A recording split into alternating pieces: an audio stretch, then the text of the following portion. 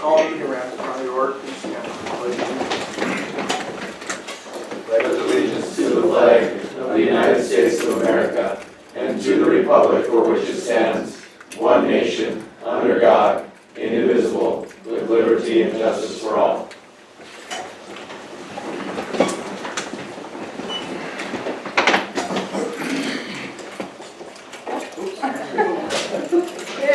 Chain reaction. Approval of the minutes. Motion for second. All in favor, signify by saying aye. Aye. Opposed, same sign. And motion carried. Approval of the bills. Move to approve. Motion. Second. And second. Roll call, please. Brown. Aye. Lightfoot. Aye. Wakefield. Aye. Brett. Aye. Olson. Aye. Motion carried. Approve the financial reports. Candy, everything in order? Yes. Sitting pretty good.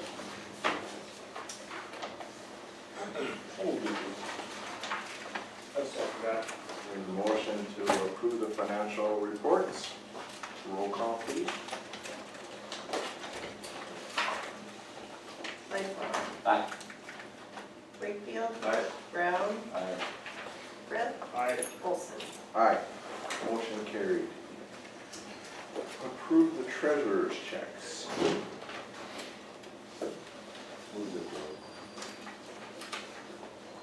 Motion. Second. There's a second. Roll call one more time. Brett. Aye. Lightfoot. Aye. Wakefield. Aye. Brown. Aye. Olson. Aye. Motion carried. Approval of the agenda. Move to approve. There's a motion and a second to approve the agenda. All in favor signify by saying aye. Aye. Aye. Opposed, same sign. Seeing none, motion carried. Well, we're not gonna wait till 8:15 for Cove, because I imagine most people are here.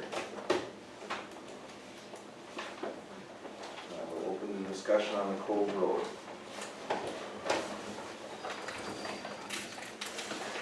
Yeah, I gave him a copy of the.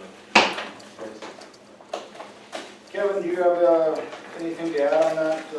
You received that information from both Poplar Grove and Real Township on that.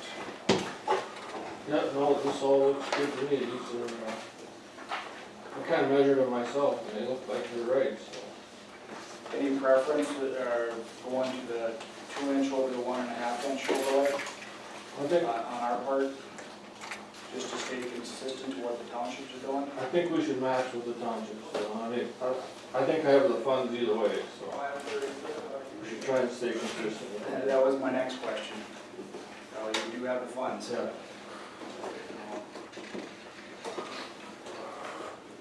If we go into a shared agreement, and I don't think it's a problem, but in thinking about it, we don't run into any problems with federal guidelines when it comes to the road, how it's built or anything like that, or unless we take it over completely, correct? Right, and it would never qualify for federal funds anyway, so yeah, it would. But safety projects and all that kind Yeah. of stuff, we wouldn't have to run into any snafus there down the road or anything? No, I think as long as they keep the speed limit like it is, Okay. safety won't be I just wanna make sure we don't run into a problem down the road or, views down the road, we're trying to go over these. what do you think, Yeah, Paul? projects on it. You got any opinion on that? I guess that's legal opinion. But if it's not your road, I guess it's not your. Okay, that's kind of what I figured, as long as we're not taking control of it, we're okay, we're just basically helping out on the funding, but that's kind of what my thought process was. I think as long as the township retains ownership, it should fall under us. Yeah, that's kind of what I figured.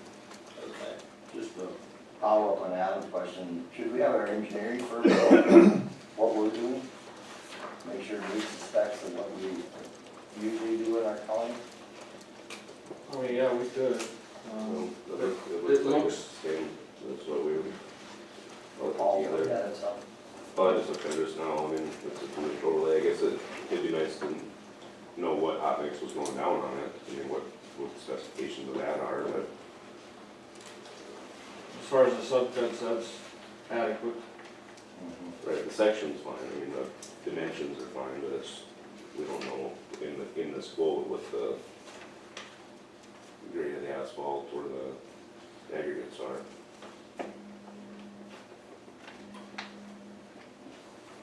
I guess as far as, I would think the commission goes, Kevin, we want you to, you know, oversee what we're doing, I guess. And Yeah. how he's gonna take care of it, so.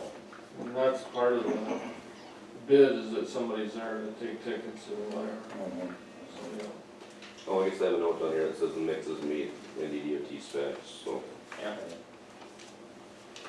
and I think that's all they produce. Right. So, Yeah. I was gonna say, never ever doing it, you know, they've been doing it, how they worked for us before, so. I like that they're putting fabric down when they're doing the subcuts too, so that'll be, hopefully that'll help you glue it together a little bit better. yeah, only it does say that they're putting class 5 into the gravel and stuff, that's so. So, yeah, they try it. And the townships are all on board? Yep. Yeah. And we're okay with, going forward the 50%, 25-25, correct? Like what we talked about last time, we're all right with that? That agreeable with the townships?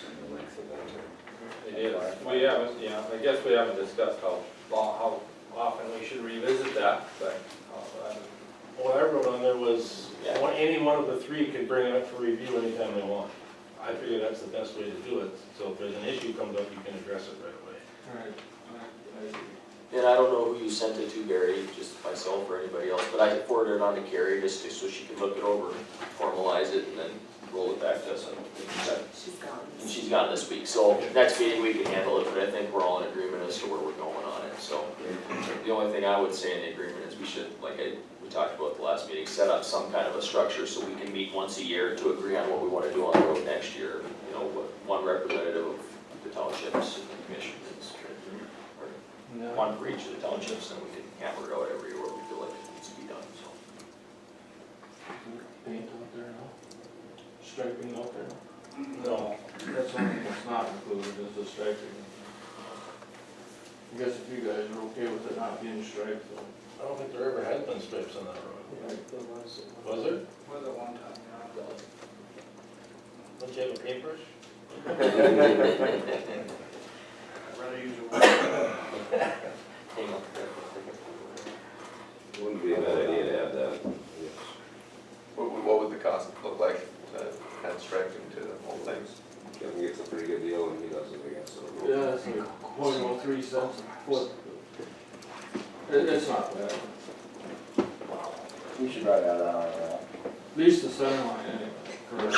I don't think there's any passing zone, but at the end, but 19 there'll be a passing zone. Curves. I think that'd be important for safety. Also, Kevin, is there something on there about raising that manhole? Yeah, that's included.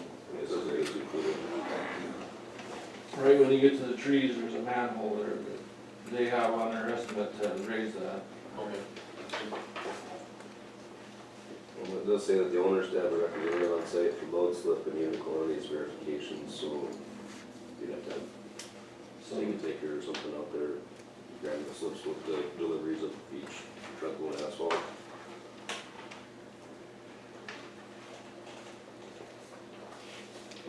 Anything else, Kevin, you can think of, we should address?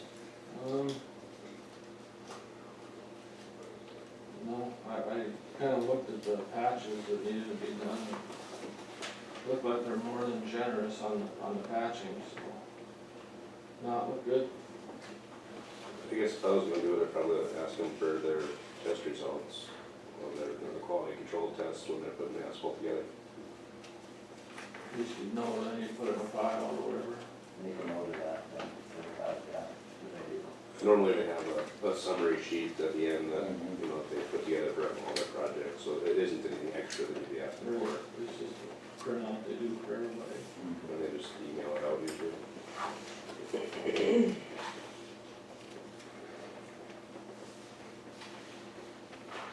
I will say that it's cheaper than the quote we got from our hot mix patches from Strata. Considerably cheaper. Right. Well, it's a larger quantity probably, but Yeah, for sure.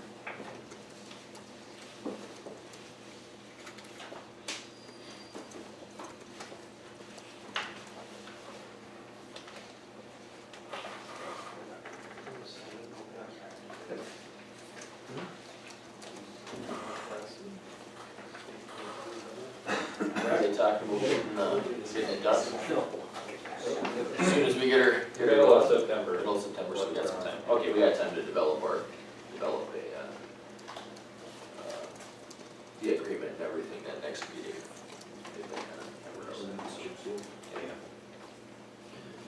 Yeah, I think I'd feel more comfortable having a signed agreement before we usually spend money on it. Like, not that we're not gonna do it, but just so that we know everybody knows what we're running.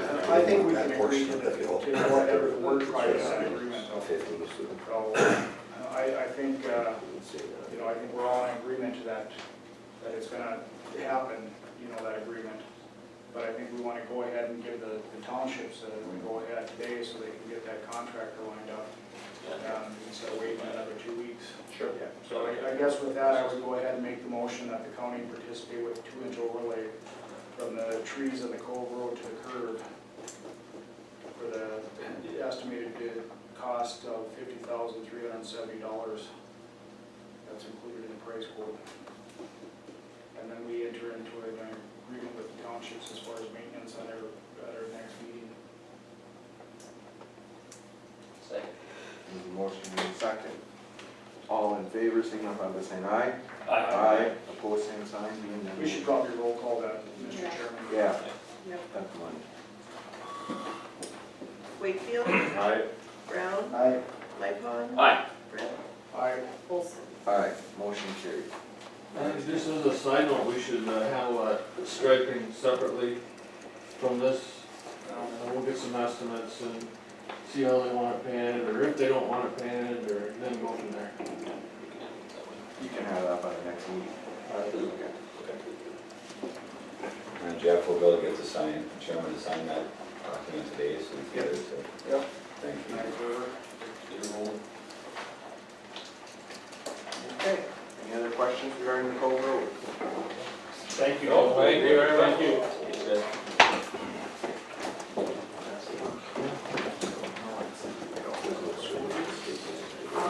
Bill said that he was gonna be gone today, Oh, okay. so he said that, and then he did let me know that there's gonna be a day, and I think it might be this week, where they're gonna have to close their office, everybody's scheduled to be out. So we just wanted to let the commission know that they'll post a sign on the door, and they apologize for the inconvenience, but those things where people got scheduled and going different directions, so. He did say that they are, him and Cindy are taking a bus load down to Nebraska.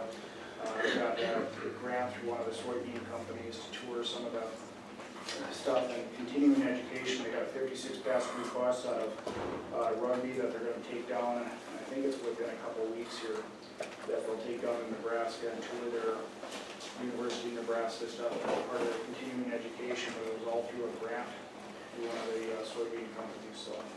Good. One of the things that Bill said that they're gonna look at is a wind tunnel and different spray nozzles and how wind affects chemical pressure and different things like that based on the nozzles and the crops and different things like that, so we're pretty excited about it, and we got a whole tour planned with extension agents from across the state. Okay. Thanks, Jeff. You're welcome. Stacy snuck in. Yeah, I snuck in. Good morning. Morning. Still busy this past July. I've seen, actually after I wrote the report, I had 2 more people in the office, so I had 80 for the month of July. And that is with me being gone 7 days. So we're still seeing quite a few people. We're averaging, the average is well over 100 now. I didn't keep track of the phone log because I was busy enough with people that I didn't track the phones. So if it's going to run like that, I may not be able to keep track of every phone call. And I wasn't keeping all the phone calls previously anyway, because some days it just rings off the hook. So the rest of the business, I'd throw this out there. I just found out last week the veteran service officer in Pierce County is retiring, so there's another open county, so I ain't looking at it. So.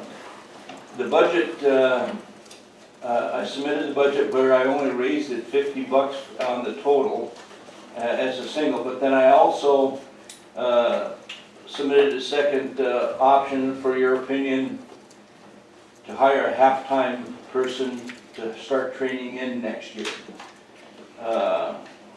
Most likely I'm going to be retiring at the end of 2018 or January of 2019. So to think about this position, to have somebody with knowledge and background in place is kind of what I'm thinking. Because the job, and you know, when I came here, the commissioner, when he called me to apply for this, he says, get that Ramsey County job, get it and fix that office. Well, I think that's what we're doing, is fixing the office. So therefore, I think that the next person that comes here should be prepared to continue. And if you brought somebody in green that's not familiar with the work, you're backwards for nearly 3 years trying to learn the job. So just for your consideration, if this is in future talks, we'll be looking at the possibility of a half-time person joining on here. So Stacy, you think there's somebody like that out? I know that I got one guy in mind. He's got a part-time job at Camp Grafton. He already knows some of the forms because he has to complete them and then bring them into me. And so he's got a good idea of what veterans are needing. He worked for Veterans Assistance for Families out of Camp Grafton. So he's one person I got in mind, and he's interested in it. So there's people out there you feel? oh, certainly. I mean, yeah, there's others besides him, but I know he's extremely qualified. By part-time, do you mean part-time for the entire year of 2018? Well, see, I talked with Jeff yesterday for just a little bit and realized that would probably be something. What I budgeted or submitted as a proposal basically would be for the year. But if we need to look at less than a year, a few months, maybe that's something that we need to talk about and work out. We need to also find that person then too that's willing to be able to work with whatever time restraints we put on it. Sure. Yeah. I just think that, you know, a year is a fairly long time to have as an acceleration period, and you're the expert on it, so I'll defer to your judgment if you really feel it takes an entire year to... It would take more than a year to learn the job. 3 years is what the state used to say, and that doesn't cut it anymore. The VA and the government is changing stuff every few months. Things are changing. So keeping up with that, and then not only that, the North Dakota Department of Veterans Affairs is the ones who train us, and we have 2 training sessions a year. And we can start to do something in the spring, and by fall things have changed. So then we have to relearn some of this stuff again. So it's a ongoing, on-learning. The one thing that when I started over 10 years ago now, one of the guys that did the training was a retired Air Force out of Grand Forks, and he was running the Grand Forks office. 14 years, and his comment to us as new people coming in at the time is 14 years he hadn't learned it all yet. And that's the way this thing goes, it evolves all the time. So it's never a complete situation.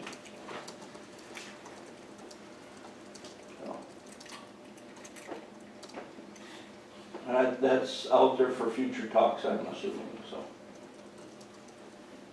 Any other questions for Stacy? If we were to add a part-time person, would we be able to expand hours in like Benson? I think so, and I know that will come up, although, just to preference a few things here, Nelson County, which we had a lot of talks with, I'm doing half a day there and getting the job done in half a day. And that's basically because the number of veterans has decreased. There's no young veterans coming back, and everything is pretty much in place. We have them coming here and calling here in Devil's Lake. So they're used to that by now. So if we needed to expand with the use of a second person, I think, and by the way, Benson County, which more of their people come to Devils Lake than come to the courthouse in Denison County. And I had a conversation with Doris Griffin the other day. It's more about the condition of the building and the age of our veterans, where that building's so old and hard to get around in. They prefer to come here to the front door and walk right in on ground level. So that's an issue in itself, it's just a handicap accessibility. And it's something that should always be kept in the back of the mind, of our minds, as far as serving veterans. They're all getting older and they're all getting less mobile.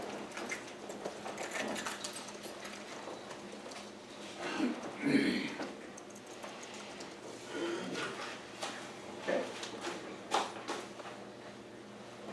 Thank you, Stacy. Okay, thank you. Kristen. Good morning. Good morning. A couple quick things. I have been working pretty diligently with the NDEMA board for our fall conference coming up in September. In June, I was bumped up to president of that association due to our previous president having to move with some personal situation.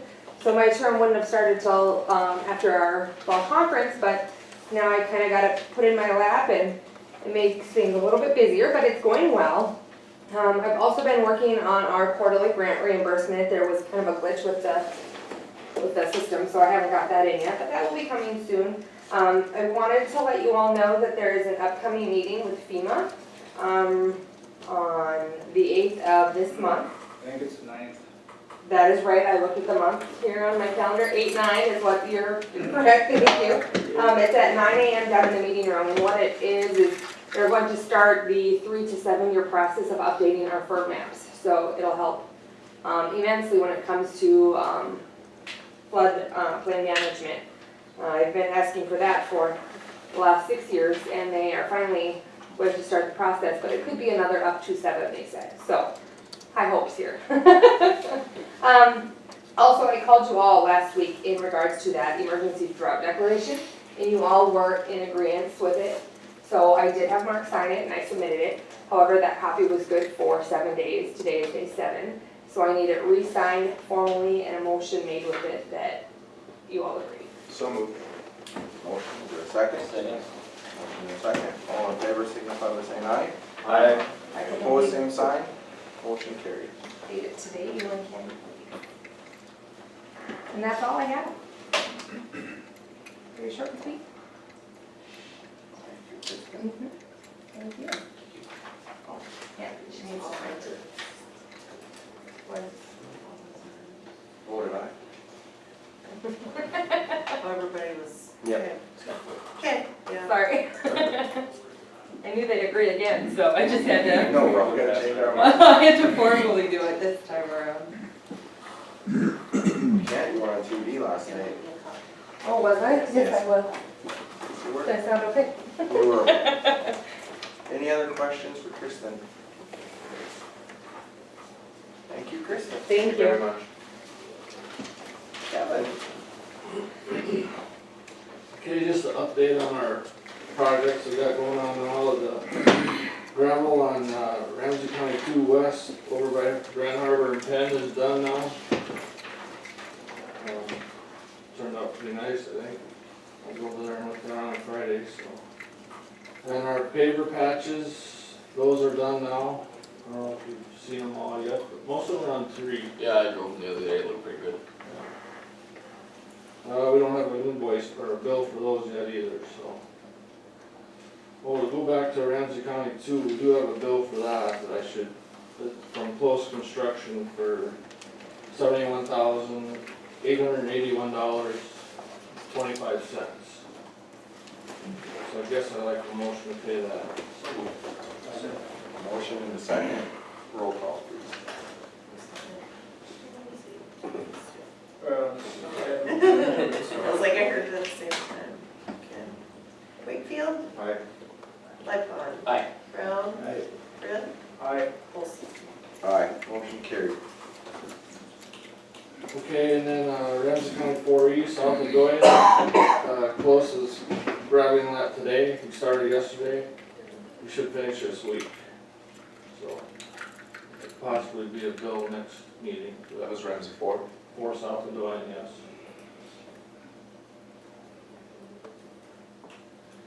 Our culvert installations are going great now with this dry weather, of course, it works out great, but they probably got 4 left after the one we're working on today. How many did we start with? 16, I think, 15 or 16. I saw him pulling the culverts out when I was coming in, so. And now, Kevin, and you, I'm sure looked at that, at North Cooley at Maloney's, that we replaced the bridge with culverts, that looks okay, cause We gotta do a little bit more work on the, Cooley bank itself on the north side. okay. Gonna make that so the water goes into the culverts better. Okay. I'm sure you've heard Oh, yes. the concerns. Yeah. Adam and I were up there and looked at it. yeah, we stopped and look at it. Sorry. It's okay, the middle culvert isn't ideal, but at this point, I think we have to let it go for a year and see how it works, and then we have to The discuss. middle culvert is higher than the other ones, but the other two are down in the water, so the low water is gonna get out of there, it's just the high water is, and it's not real high water either, it's only like a 1.5 foot difference or something. And they're 9-foot culverts, so, you know, we're talking, Plenty of flow. yeah, big space. But we gotta clean up around those edges where it comes in, and the culverts are kind of spaced wide, so we gotta just get the channel cleaned off a little bit on the edges so that the water flows to those outside culverts easier. I can come back and get that, but end of August probably. Yeah. We put the culverts in? The guys were there when Adam and I were talking about it, so they know exactly what needs to be done.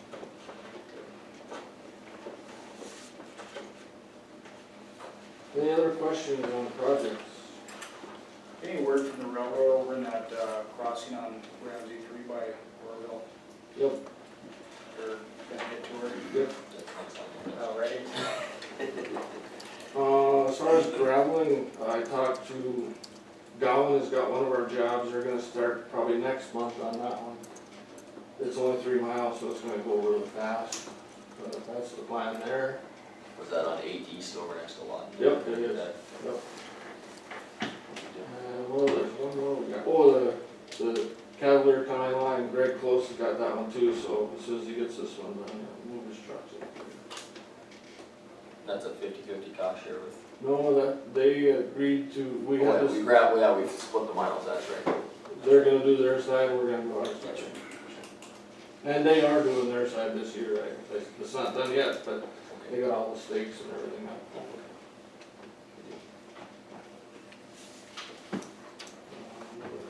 I think that's all we have going for projects. Okay, and then the railroads, the 2 railroad projects. Burrville, I just emailed them to see what the plans were there, and we have signed the contract. I guess I forgot all about that, but that part is done. So, here's his response. We are planning on performing work in the latter part of August. So we'll hopefully be receiving the concrete panel materials in the next 2 weeks.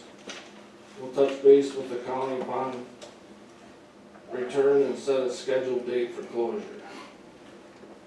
So it looks like the latter part of August. You got any idea what kind of, excuse me, how long we're gonna have it closed? Probably It's a usually day and a a day. half. No, it's usually Usually a day. They schedule it so that includes raising the rails, putting the concrete things under the rails, and then the asphalt also. Once in a while, if the weather turns or something, it takes 2 days. You know, Did they give us a look at the plans previous to them doing it, just out of curiosity? I'm just curious how far out they're gonna take where that asphalt coming into it. you know what, Because, Nick, you know, the road gets a little crummy even out from the tracks a little ways, so maybe it'd be prudent of us to see if they do a little bit further. Or I told do it at the Nick same that time. we're gonna be out there when they do it, because if they don't go far enough, then we're gonna go far enough and pay for it ourselves. Okay, Just so it's a nice transition. okay, good. So there might be a little additional cost, but at least it'll be a nice. Well, yeah, they're already there, they're mobilized, get it done, right, Yeah, it'd be nothing. exactly. Yeah, good. We kind of missed out on that Doan one. We should have done the same thing on that Doan one, but I don't know what's going on. We didn't get it done. It's a little rough when you go over it now. We'll try and eliminate that on this one. Have we talked to the railroad about that one? I have, They fixed that one in Prairie and it's much better, much better. oh, that's right, they did this. Not the same people? Yeah, it is, isn't it? Oh, that's Why? what, BB. yeah. Maybe they do something with that one. Yeah. Oh, again, we still got a bunch of debris laying there, so. Did they end up with the local supplier for the asphalt? It did, was Strata. So it would be tough for them to do it. Right, it fits right into our, we've already got an estimate from Strata if we have to do some. That would help that. That's cool. And then the one in, Grand Harbor. Here's his response on that. They have 18 months to complete the project. They had our authorization to start May 19th. And they try to finish new signals in a 12-month period. So I imagine it'll be done mid-2018. That's those cross arms and signal lights over in Grand Harbor. No traffic interruption with signal installations, it says here. And it says, I will check to see if they have a timetable they are willing to share. And he hasn't got back to me since that was July 25th. So if anything changes there, I'll just update you. Turn lanes on Highway 2, you heard anything? Oh, yeah. He started getting all of his paperwork in order last week, and I did notice the deadline to have those done is September 30th. So within the next 2 months. He's getting his paperwork in order now.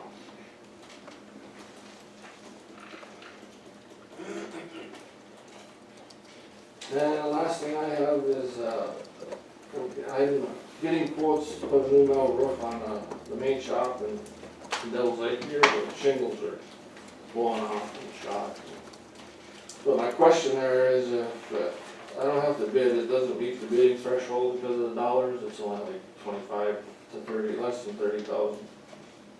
So should I just get quotes from the vendors in Ramsey County, or should I go outside of the county, or how should I handle that? I just need to get verbal quotes, or written quotes. The roof's coming apart or loosening up? Yeah, the shingles they blow off in the high winds, and they've lost all their sand or whatever that product is. I'd rather just have you see money spent in county. What'd you say, John? I'd rather have the money spent in county. Yeah. There's like, There's 2 vendors in town, What do you expect it'll cost? between 25 and 30, including the gutters. We're gonna put bigger gutters on, there's only 4-inch gutters on there. That's a big roof for 4 inch gutters. Yeah.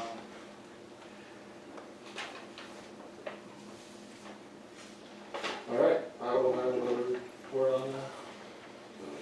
Oh, yeah, next year, for budgeting purposes, we're scheduled to do Ramsey County 1 in the military road and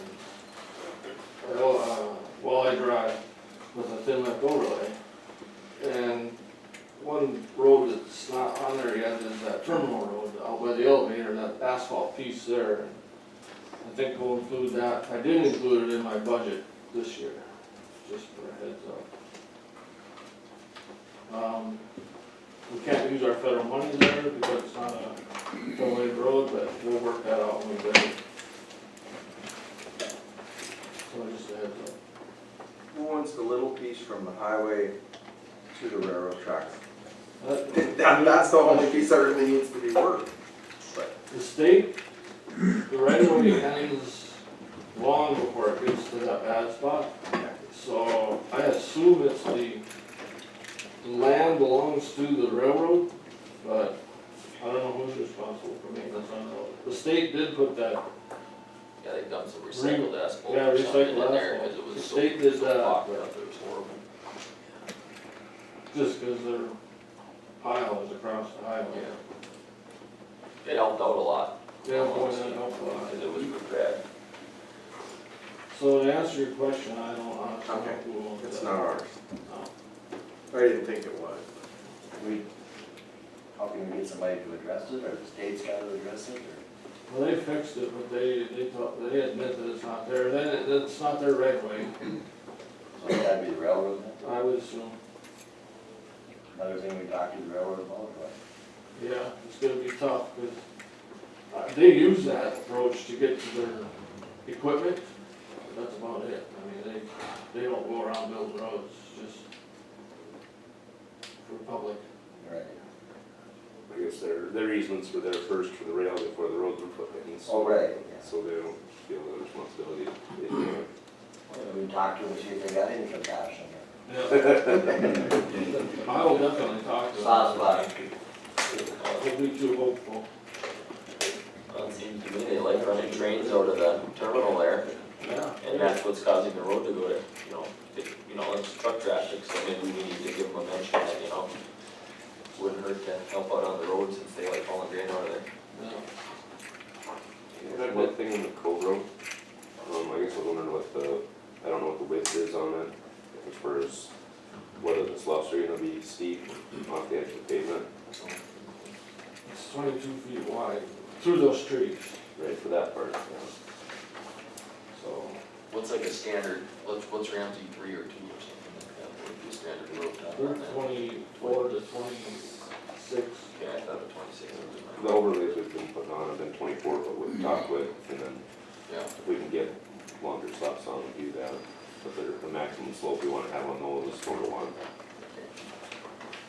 Looks like that road is typically 22 feet wide. Some of it is 23. Right, and I guess I didn't see that in their quote, whether they're putting stops on or not. Okay.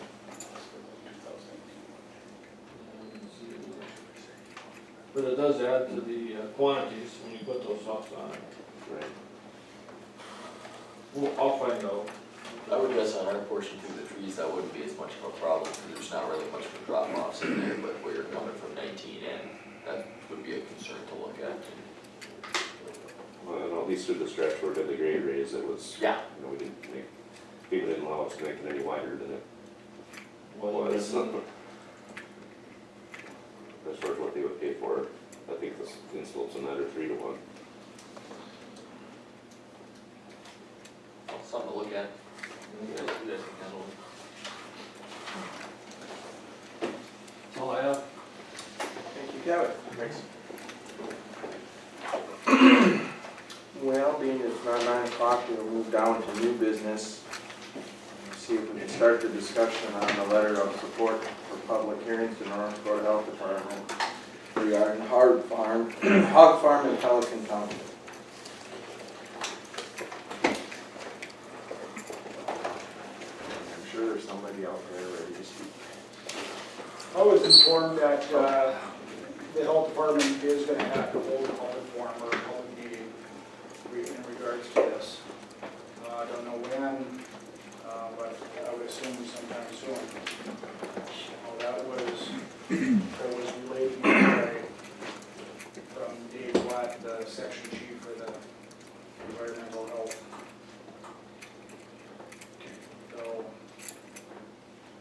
So they plan on holding one anyway. Right.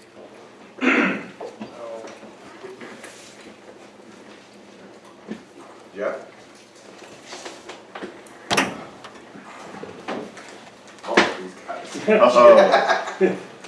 My name is Jeff Cannon. I am the chairman of Grand Harbor Township, which is right east of Pelican Township.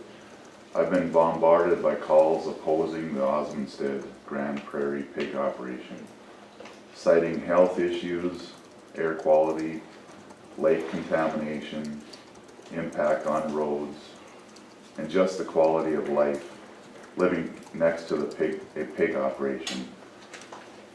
Full disclosure, I am personally opposed to the Osmondstead Grand Prairie pig operation and the impact it will have on my family's life.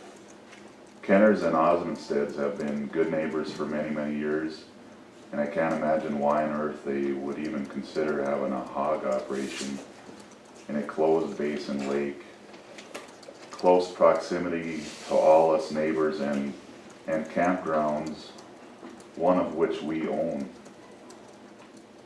I found out that Dyans are letting them spread pig waste right next to our campground, as shown on a map I got from the state that has about 20 sites throughout Pelican and Grand Harbor that they're gonna spread all this pig waste. I know that the state health department doesn't care about air quality, but that is one of the big issues that will lower property values, bankrupt businesses such as our campgrounds.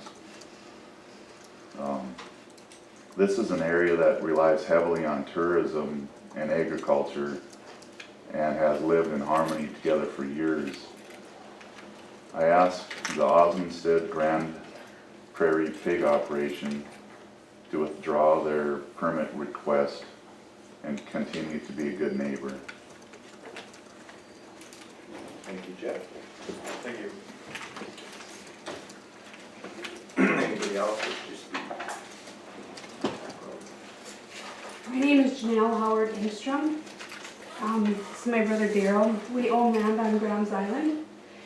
And I also own an RV park in Leeds, which is a little bit removed from where the hog operation is proposed, but a lot of my customers do use the lake and the lake area for recreation. And I was just wanting to ask Jeff, when you had spoke with somebody from the state, because when any of us have contacted the state, we feel like they've been stonewalling us.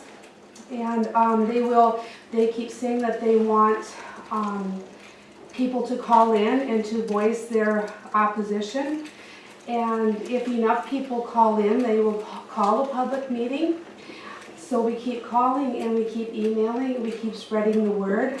But they will not say how many people have called in, and they will not say what number of people have to call in order for them to call a public meeting.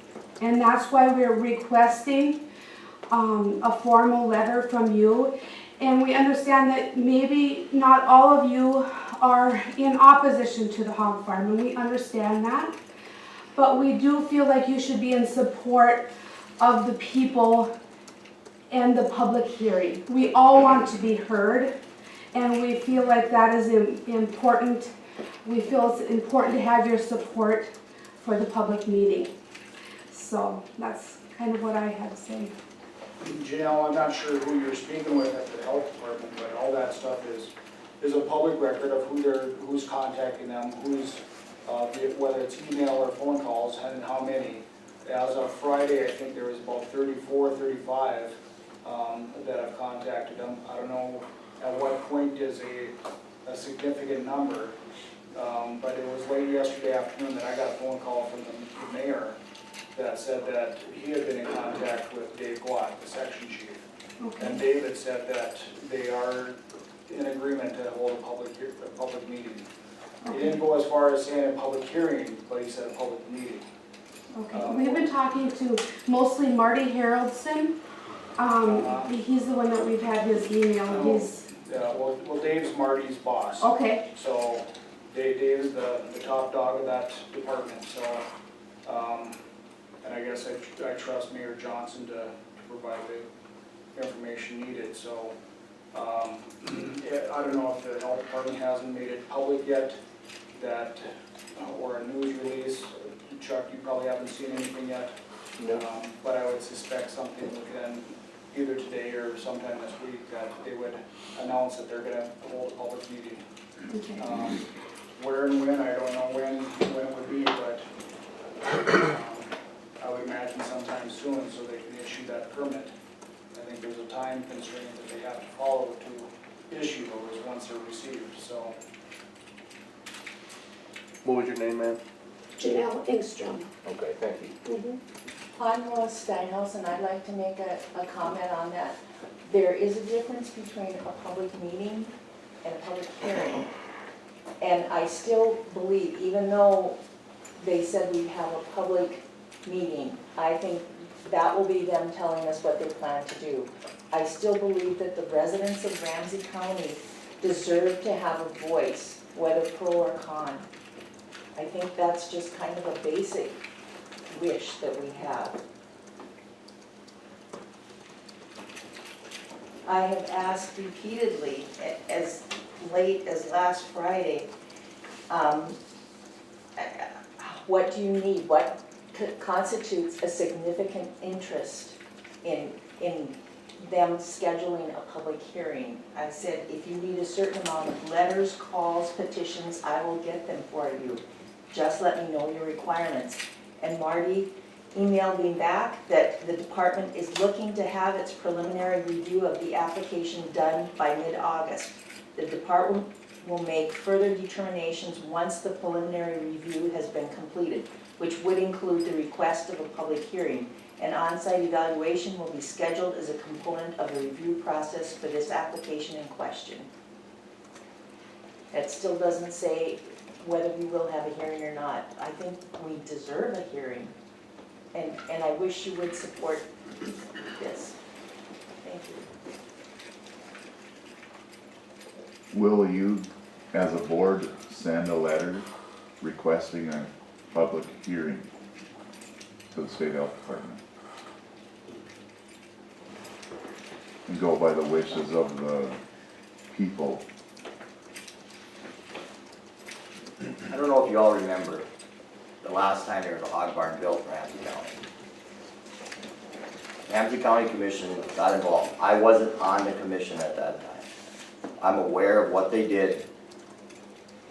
And it started a snowball effect that Ramsey County wanted more stringent rules in the North Dakota Department of Health. Well, that went all the way to the Supreme Court. The insurance reserve in North Dakota, who covers public identities, costs for legal action, would not cover Ramsey County. Ramsey County ended up footing the bill themselves for the legal cost of taking that case to the Supreme Court. And it was ruled in favor of let the North Dakota Health Department do it. So this commission, as far as I feel, has to be very careful at what we support because of that case. We do not want to get drugged back into court. I mean, that just got snowballed right back into Ramsey County's case. We have no right making more stringent rules in the Department of Health. We have to follow the North Dakota Department of Health guidelines. We're just asking for a letter. A letter, I agree with you. I know what a letter's gonna do. We're not asking for a history lesson about what happened in Okay. the past either. We want you to say One other comment I got, on our behalf. has both townships here involved, Pelican and Grand Harbor, sent letters?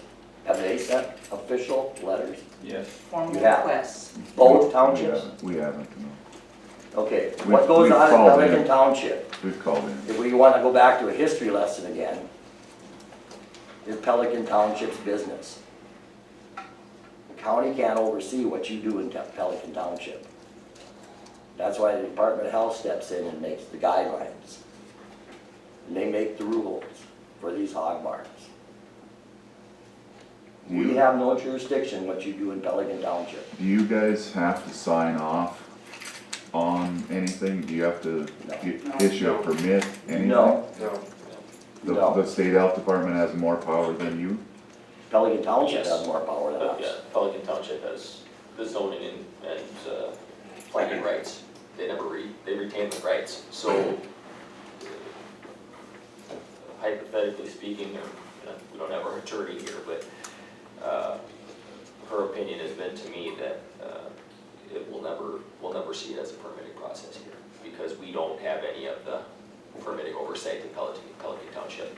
So it'll be a twofold process. The township will have the permitting process, as well as the state health department will have the permitting when it comes to, you know, the actual waste disposal and all that stuff.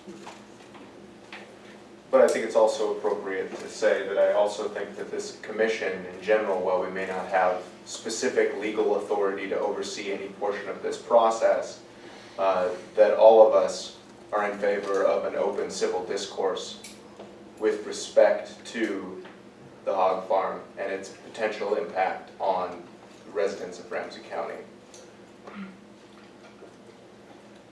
If I could, my name is Greg Blanchfield. We have land adjacent to the Dyans, and the Dyan land goes right into the lake. And what we're concerned about is increased traffic. We're concerned about pollution. We're concerned about you're talking about the people in Ramsey County, the people in Pelican, or Grand Harbor Township, Pelican Township. This is for the benefit of essentially one person. It's not for the benefit of the residents of Grand Harbor or Pelican. So it's not for the benefit of Ramsey County. You're speaking to the choir here. We really have no authority out there. Well, now, I didn't say you had authority. No. I'm just making some comments here. You can, and then I don't know if it's correct or not, but I heard at the Pelican Township meeting, was there already a comment by the Osmonsteds about a possible lawsuit? I mean, No. that's why I asked the question. I'll answer it. They Yeah. were there at our meeting, very polite, we had a Okay. good meeting, there was never a mention of a lawsuit. Okay, no, that's why I asked the question, I didn't know that, so. Has construction already started out there on anything? Okay, so there's some misinformation going around, that's why I wanted to ask these questions, just to get that cleared up for my own sake. And, Construction did start, they did move dirt. okay, so maybe that's where that came from. But again, we moved back from Alaska to be on the Homestead Farm. One of the reasons we did that was we wanted to move out of a city in Juneau, Alaska, and come back home. And to me, home has been a fairly quiet, uneventful, pollution-free environment. I'd like to keep it that way. And everybody in our neighborhood, I think, would like to keep it that way too.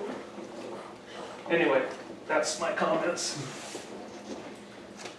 Any other comments? My name is Jesse Kenner, and I live just adjacent to him. And they propose to dump the waste on the land right across the road from me. I get my well water from a shallow aquifer, and there's a lot of research here that shows that it's highly susceptible to pollution. And if it goes through, I don't know where I'm going to get my drinking water from my family. And also, it's right by the lake, and we use that for recreation too. I mean, if you guys can even do anything, but I just want to say that I'm against it, and I really need you guys' help if you can do anything. My understanding, there's a 100-foot buffer on those, where they spread the manure. What do you think that they're using on that 100 feet between them and the lake? What do you mean? Well, as far as fertilizer, pesticides, whatever.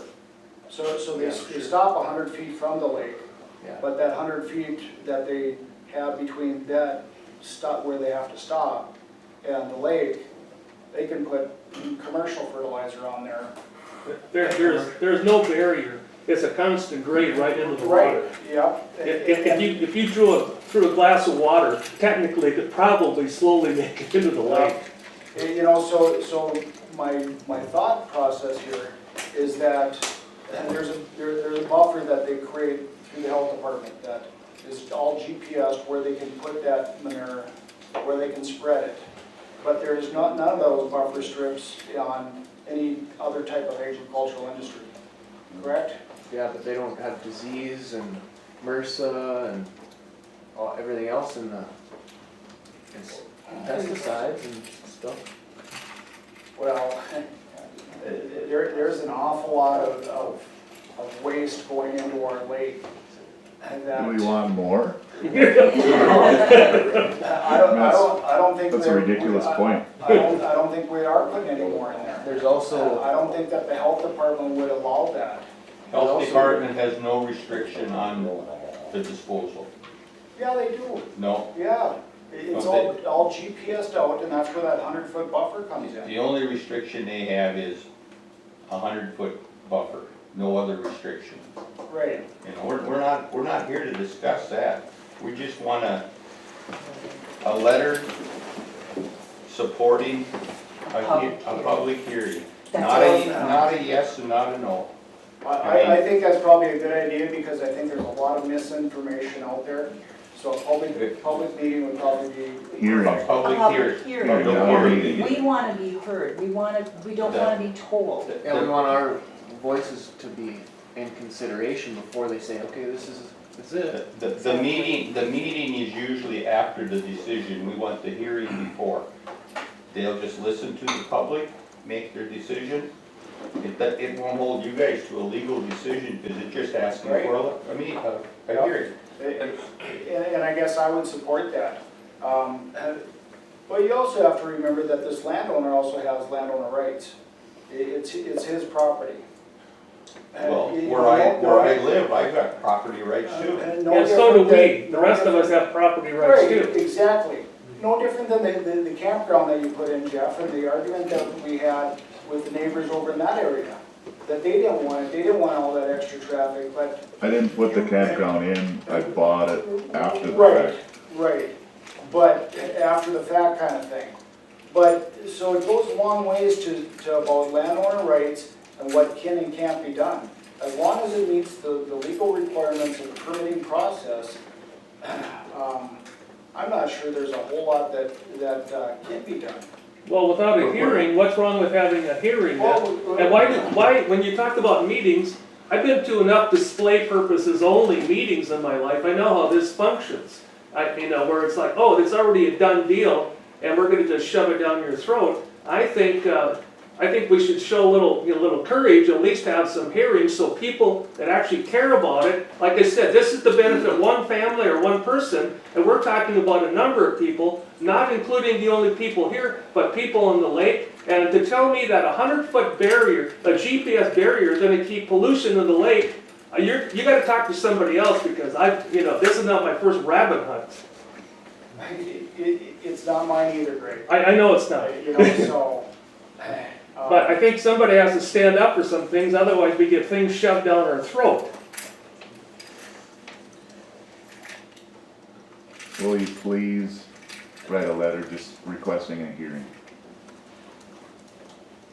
I think we're talking about two different things here. Yeah. Because we're talking about the ramifications of something that we don't have any effect over at this point as a commission.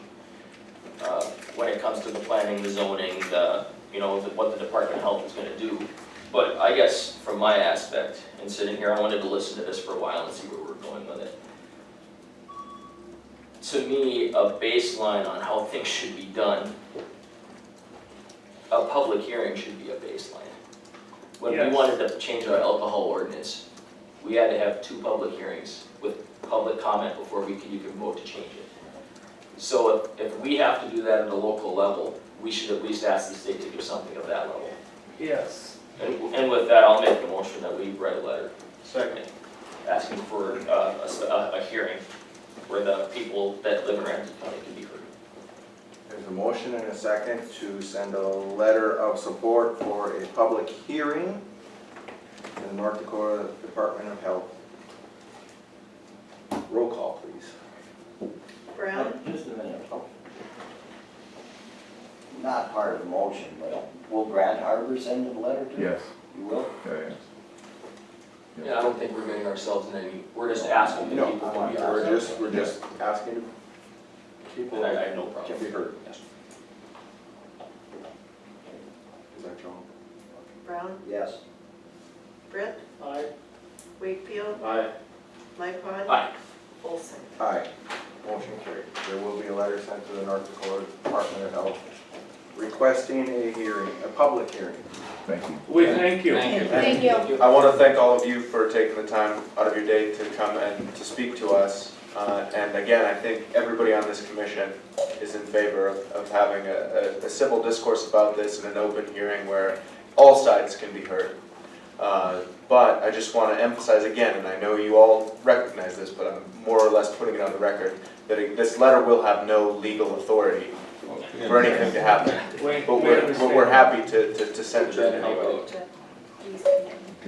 Thanks. Thank you. Thank you.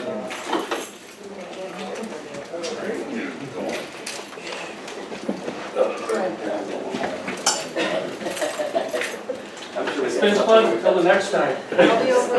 Thank you. How are you? Well, I think we said, but I think it's Good morning. Good. Oh, we're in a room. Okay, well, fired up on that. We felt obligated to ensure that their voices were heard, right? I think that's. So we're just gonna leave Candy in charge of basically drafting it, saying it's gotta, it doesn't have to be anything fancy and basic. Yes. We're just gonna leave Candy in charge of drafting it and then Mark will sign it. I just told Lucas, I don't think it has to be anything share it fancy. in there, you know, I think we want it in there that we want it very clear to the Department of Health that Ramsey County is taking no position here. Yeah. Legally, I agree. you know. Yeah, just basically, we support the concept of or we support a public hearing for the residents of Pelican Township and the surrounding area of Ramsey County. We're taking no position pro or con, we just wanna make sure people's voices are heard. Right. That's it. Okay, thank you. Easy enough. Maybe a convention where you're recognizing that there's only authority on it too. The health department's own authority. No, Well, Pelicans, that, we don't have, Township. essentially, we recognize that we don't have any decision rights on it. That's- Right. that would make it So pretty support clear public that your position doesn't.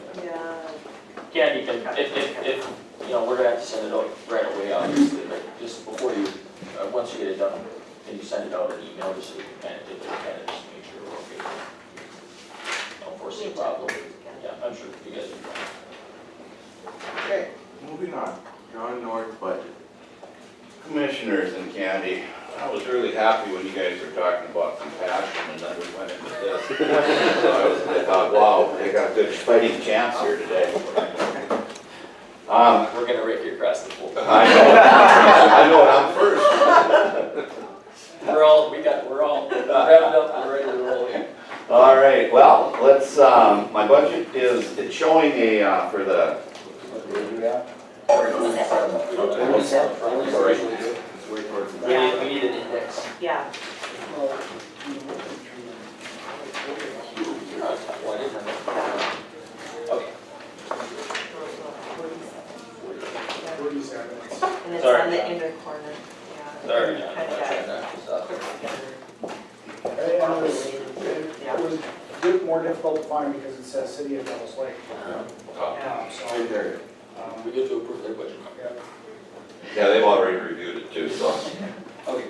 You want me to start with Dr. Lucas? Yes, sir. Oh, gotcha. Okay. You can start. Okay, as far as on the revenue side, I'm looking at like about a 5% increase for the city on their mills, and that keeps them right at 4 mill levels. And for Ramsey County, 5% there also, and that keeps you guys right at where your projected 3 mills is gonna be. Increased our landing fees by just a little bit. Our overall boardings and everything are getting probably pretty close to justifying another flight coming in, so I adjusted that up just a little bit. Our farm revenue, where we were getting about $1,000 a year for the hay land, we had open bids this year and it came, we had bid up to $6,400, so that was a very nice increase. And that is pretty much the changes on the revenue side. So we go into the expenditures, you'll see a significant decrease in salaries, and the reason for that is we're kind of in process of restructuring what we're doing out at the airport. I've had 2 full-time employees, and now we're looking at 3 full-time employees, which we do have now. We have one gentleman retiring later on this year, and I am also while it's just a dirty rumor, looking at retiring also, nothing confirmed yet. But I would do a management contract to manage the airport for a few months. And we're going into first, second quarter of next year, we've got some big events coming as far as getting another airline back in. United and SkyWest has done very well, and we want to continue there, and Boardfields, and I can probably help a little bit in that area. We're also looking at increasing their terminal rent, so that's an item that needs to be negotiated with them also. So that is where why there's a significant change in the salary structure. Along with that, our part-time salaries, looking at decreasing that, overtime salaries, decreasing that. With 3 folks out there, we should be in great shape unless we have major snowstorms and things of that nature. So, the FICA drops down, retirement drops down, Medicare drops down. So that's in the personnel portion of it, that is where there's some changes. When you get into the actual the spending of the money for equipment, advertising, so on, I increased the advertising up by $4,000. Reason being, we're currently on discretionary funds because of our boarding numbers. We get $150,000. Once we hit that 10,000 boarding threshold, it pops right up to $1 million. And we're going to be probably, I don't know, 7,500 plus boardings this year. We need to entice more people to fly Devil's Lake. Currently, we're about 14% above year to date, so that's a nice spot. We've had every month this year so far. We've set a record except for February. And we're starting to go up against some big numbers, so just maybe a little extra kick into the advertising will help us go over the edge. Another area that I put more money into is equipment reserve. Let's see, I'm not sure you guys have the same one I do. Okay, if you look last year, I transferred $150,000 out of our general into equipment reserve. Our equipment is getting old. The old grader out there that we use for plowing the runways, something like 1996. I had one of our mowers that we really hoped we'd get a few more years out of, but it was, I think it was an 89. It kind of went pot on us here a month ago. So we need to really look hard at our expenditures in the equipment reserve and start building that. But with that said, it looks like our total expenditures less than 150 is an increase of about 4%. Now, along with that, just to add a couple other things while I'm talking here, money is really getting to be hard to get from the FAA and some of these other programs, as you guys are well aware. So now we have our CIP, our Capital Improvement Project meeting, end of this month, and we're going to really hit hard on kind of working on massaging them to start getting funding set up for our equipment and things of that nature. We have one project, what I call one major project left to do on our runway, and we're having our pre-con meeting next Monday, and that's going to be a mill and overlay on our crosswind runway. Generally, whenever you hear about the airport, they're talking about commercial flights and things of that nature. What this mill and overlay does on our crosswind is it opens it up for all of our GA people, and from the pleasure flyers, the ones flying in to have planes repaired, to the UND students, to the crop sprayers, and it's a big one for them because that runway is in terrible shape. But we were fortunate to get the money this spring, and on a fast track, we've already got it this year, never had it this early. So we're looking at getting that done here probably in September. So that's a good deal for us also. And also working on a new 5-year engineering contract. We've had 4 engineering firms in the state that are interested in being the the engineer for the next 5 years too. We've submitted our wildlife management plan, that's a 10-year program. So we've set up a lot of things that are years out, so that's gonna be nice when the new manager comes in also to work on that. And the last thing that I just wanna touch on is Rachel and myself have been doing a lot in the drone business, making contacts out in the world and working with them because the drones are gonna come. We don't have, there is no stopping them, they're gonna be here. And we just found out, and nobody came and talked to us or anything, that we were one of 50 airports that were selected in the United States for the, I'll call it the pilot program for commercially flying drones. And more information on that, I can't really talk about it a lot now because I don't know enough about it. But that's going to be a big thing for us. And with Grand Sky just 90 miles down the road, we're going to get some flow of business and things of that nature. That's about all I have. So if you have any questions, I'd be more than happy to try and answer them.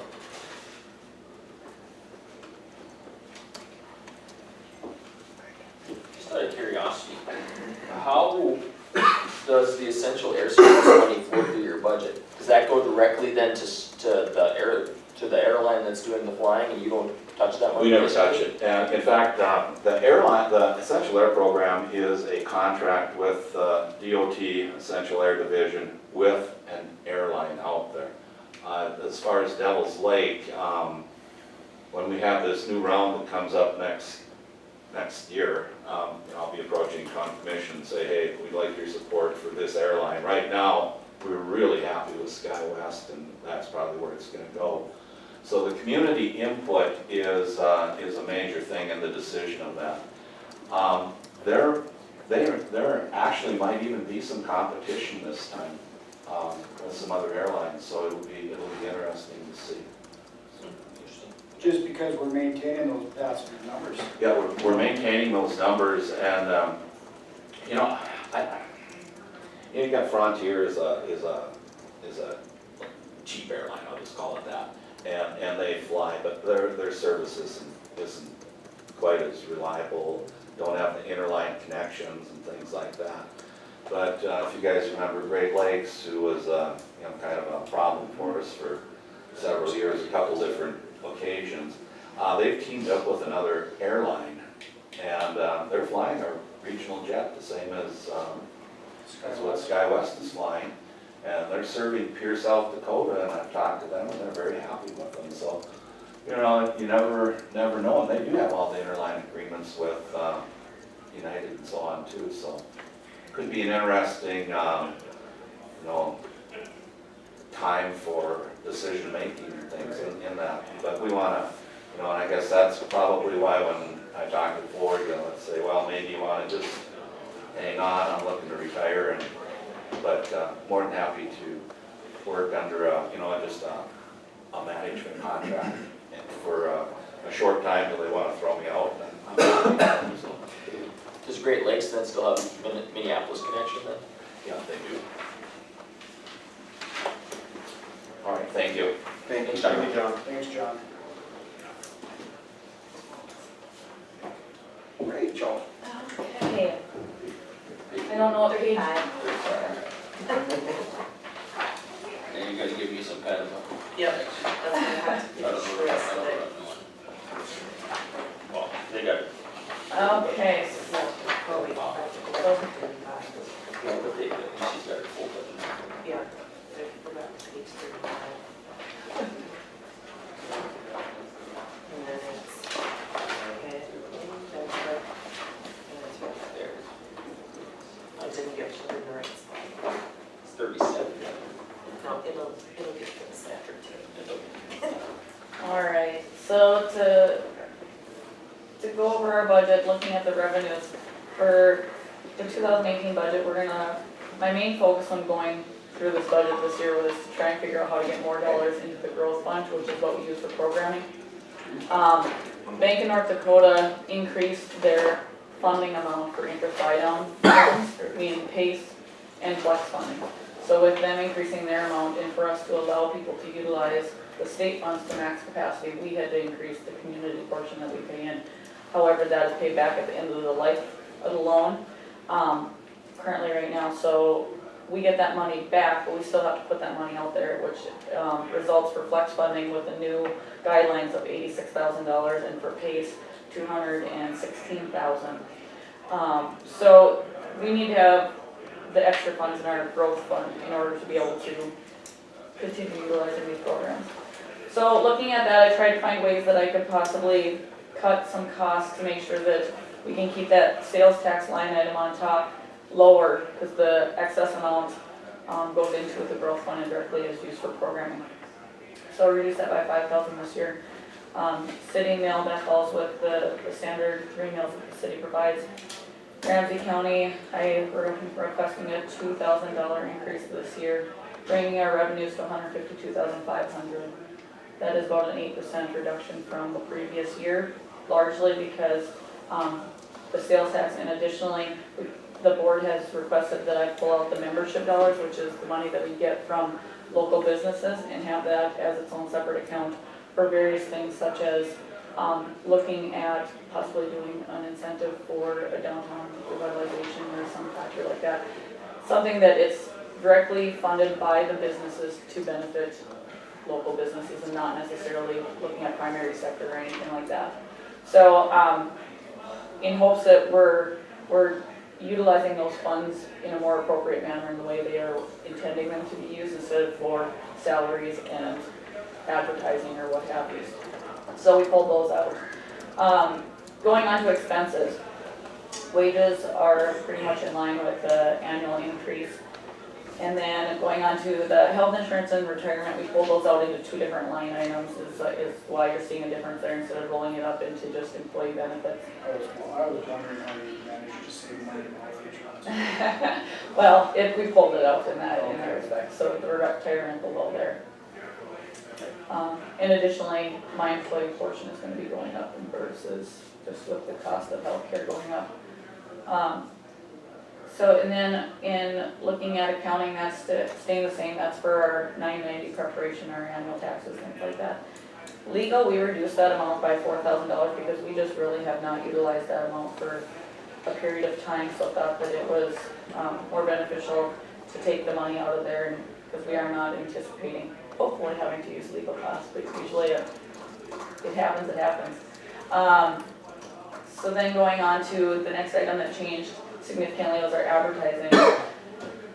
Previous year, this year we did drone footage for advertising, and so that was budgeted at about $6,000 last year. We are not projecting any large advertising project like we did in the past years. So looking at this is, we were able to reduce this amount with also still accommodating with an extra trade show this year. So we're going to continue on at the Bacchanal Conference, but and the UAS Summit is new to us in 2017, so I'll be going to that in a couple weeks, excuse me, in Grand Forks. And then additionally, I'm looking at adding in possibly Big Iron for an egg industry show. So those factors added in there, we're coming in at about $11,600 for advertising. The next item that changed was operations, from $13,000 down to $8,000. The largest portion of that in reduction is because our financials and payroll will now be able to be handled at the city office. So we don't have to use a payroll outsourcing company, and we can reduce some of the financial pieces that Fritz and Associates have done for us in the past, just largely due to the one employee doing their own payroll, those sorts of things we were never able to do in the past. The city has graciously allowed us to start utilizing them for those services. Web page expense, I reduced that down to $500 because I feel that when we're done at this calendar year, we'll have a good position in our website with adding in the drone footage and some of the updates, and we got a brand new website 2 years ago, so I think we're in a good spot to be able to reduce there as well. Executive Director travel, we dropped that by $2,000 to try and save funds for the growth fund as well. And then the remaining portion of the budget stays pretty much as usual. So our expenses were reduced by 8% as well, so ending at $152,368.86. Anybody have any questions of me?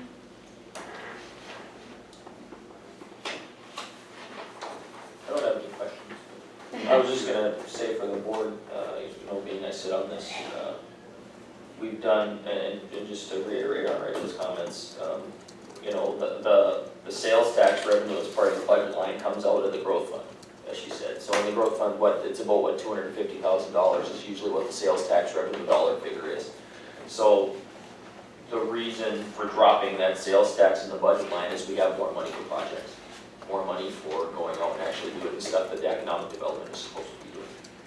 So, we talked about it at our board meeting, and I thought a $2,000 increase from the county seemed reasonable, what we're doing.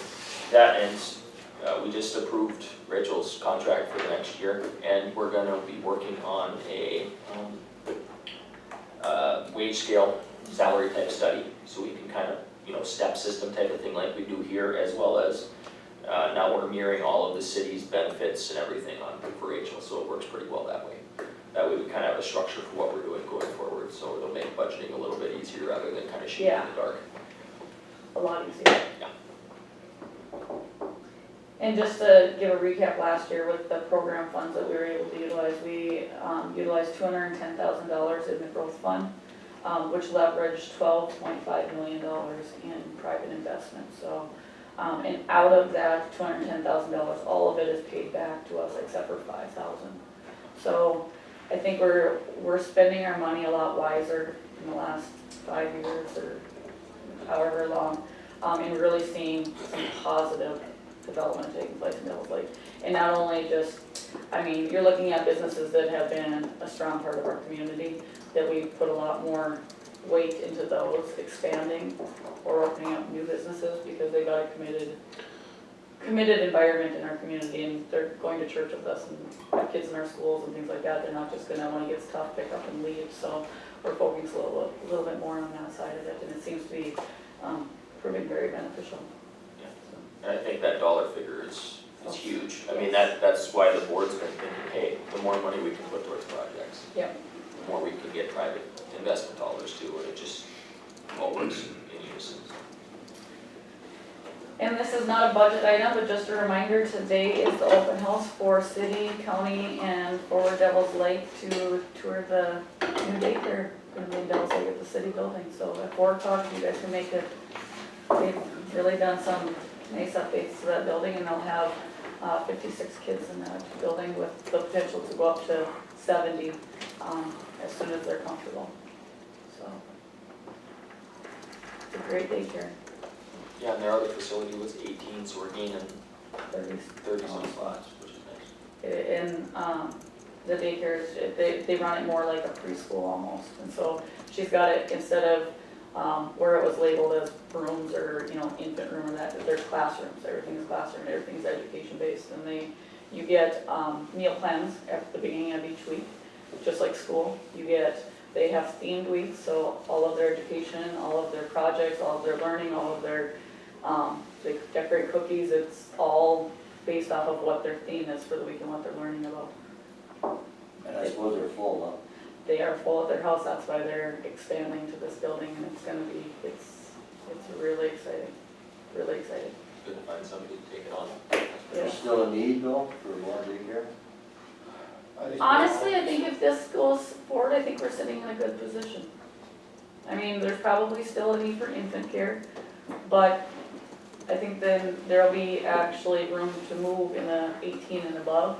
So it'd be hard for me to go out and continue to recruit daycares knowing that they're gonna fill their 2 infant spots, but they're gonna have a whole bunch of open older spots, So and of course, every other day, a daycare has a potential of closing to a smaller one. So it'll just be a case-by-case basis, but right now this will put us in a very, very good position. So between housing and childcare, I think we're temporarily good. So then hopefully we now see an impact on workforce, because that was the ultimate motivation 3 years ago, was that the businesses were screaming pretty loud that they can't find people to work. And so me going out and recruiting bodies to work at a service industry position, they're not gonna relocate here. However, if we took away some of the hurdles, which we were hearing was housing and childcare, maybe people will go out and be able to get a job if they have adequate quality childcare. And so, hoping next year we'll see an impact on the amount of people able to go out and work. Any questions for Rachel? Thank you. Thank you. Angela is up.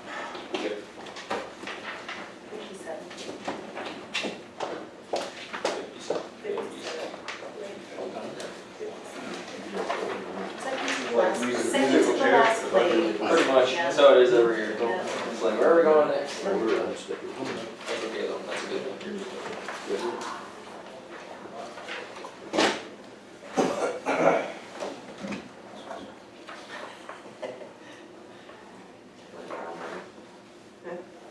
Make sure everybody's on page. Yep. There's not many big surprises in terms of the budget for the library. I used the current and prior years to help fund it. The only significant changes to the budget, I would say, would be in the operations and maintenance. I had to include more money there. I just don't feel $10,000 was adequate for this year. There's a lot of things that, you know, the library needs. In terms of prior years, I feel like there's some things that should have been maintenance throughout the years that have been kind of put off that I would like to see rectified at the library. Specifically, there's a lot of like potholes in the wall, and it's very apparent if you walk through the library. There's a lot of white marks where like chairs have hit the walls and stuff, and I just feel like that's a shame at the public library for it not to look like a 13-year-old building, which it is. It looks much older than that. The other change is on the building maintenance, which is our cleaning fund. We're in the process of trying to find somebody new to bring up the standard of clean at the library. Again, if you've been in there, I personally don't feel like it's up to the standards that a 13-year-old building, which is a new building, should look. We're currently having service master come in soon and do a deep clean so that the new person can start fresh to maintenance the building. But in prior years, if you notice, it was always just under $5,000, which is the bid amount for anything at the library. So it was constantly just bid just under $5,000, or not bid, it wasn't bid at all. It was constantly given at just under $5,000 so that it would never have to go to bid. And I feel like it just needs to be more so that you can get a quality clean for the public library. Other than that, small raises for the staff and the director at 2%, which is still under inflation, but still keep, you know, people working and happy. Other than that, everything's pretty much par for the course from last year. If you have any questions.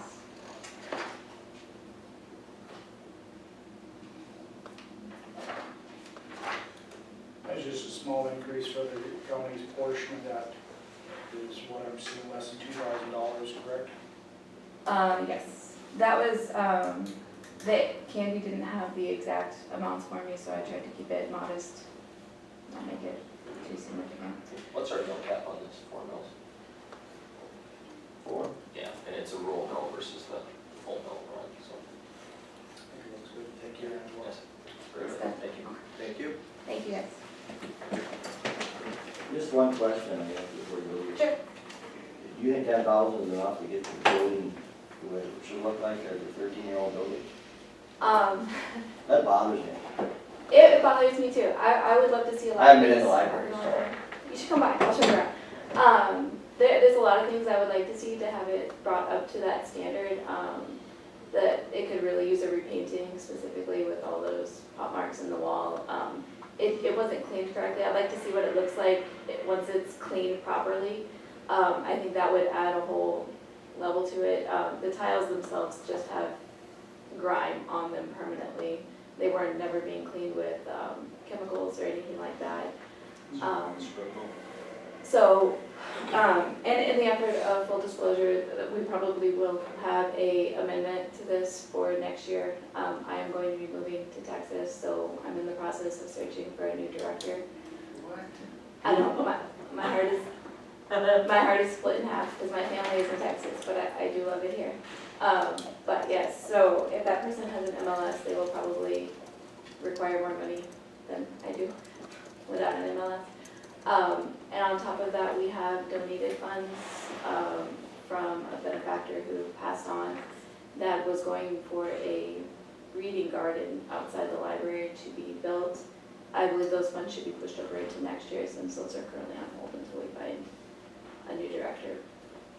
But again, those are already secured funds, so those should be able to be rolled over easily. 10,000 is enough to. Oh, Yeah, to your original Sorry. point, I think that, part of the issue is that you have, you know, semi-regular vandalization that happens, which is unfortunate, but, you know, as studies have shown, if people see things vandalized, then they feel like they have a license to vandalize. Correct. Right, and so, I think that moving forward, it would be very beneficial, if those things were taken care of, and that just means, you know, having some preparation in place to pay for regular maintenance and upkeep.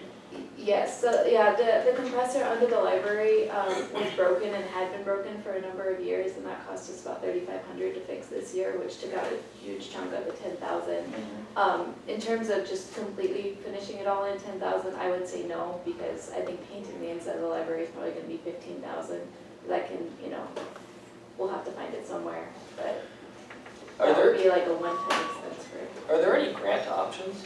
I mean, like the Bremer Foundation or something like that, that would, you know, I'm just For curious. painting or just in general? Well, just in general, like for the reading garden or something, if you Well, want to get that absolutely. completed. I mean, because whenever I talk to the people from Bremer, you know, they always are like, hey, we want, just find out what, if you can find money, you know, something that'll fit our application process, because we want to give out grants. And I've spoken with Chad Peterson on that note, and he said, yes, Yeah, absolutely. Chad's always harping on It it, would- like, it don't would try to fit take our that.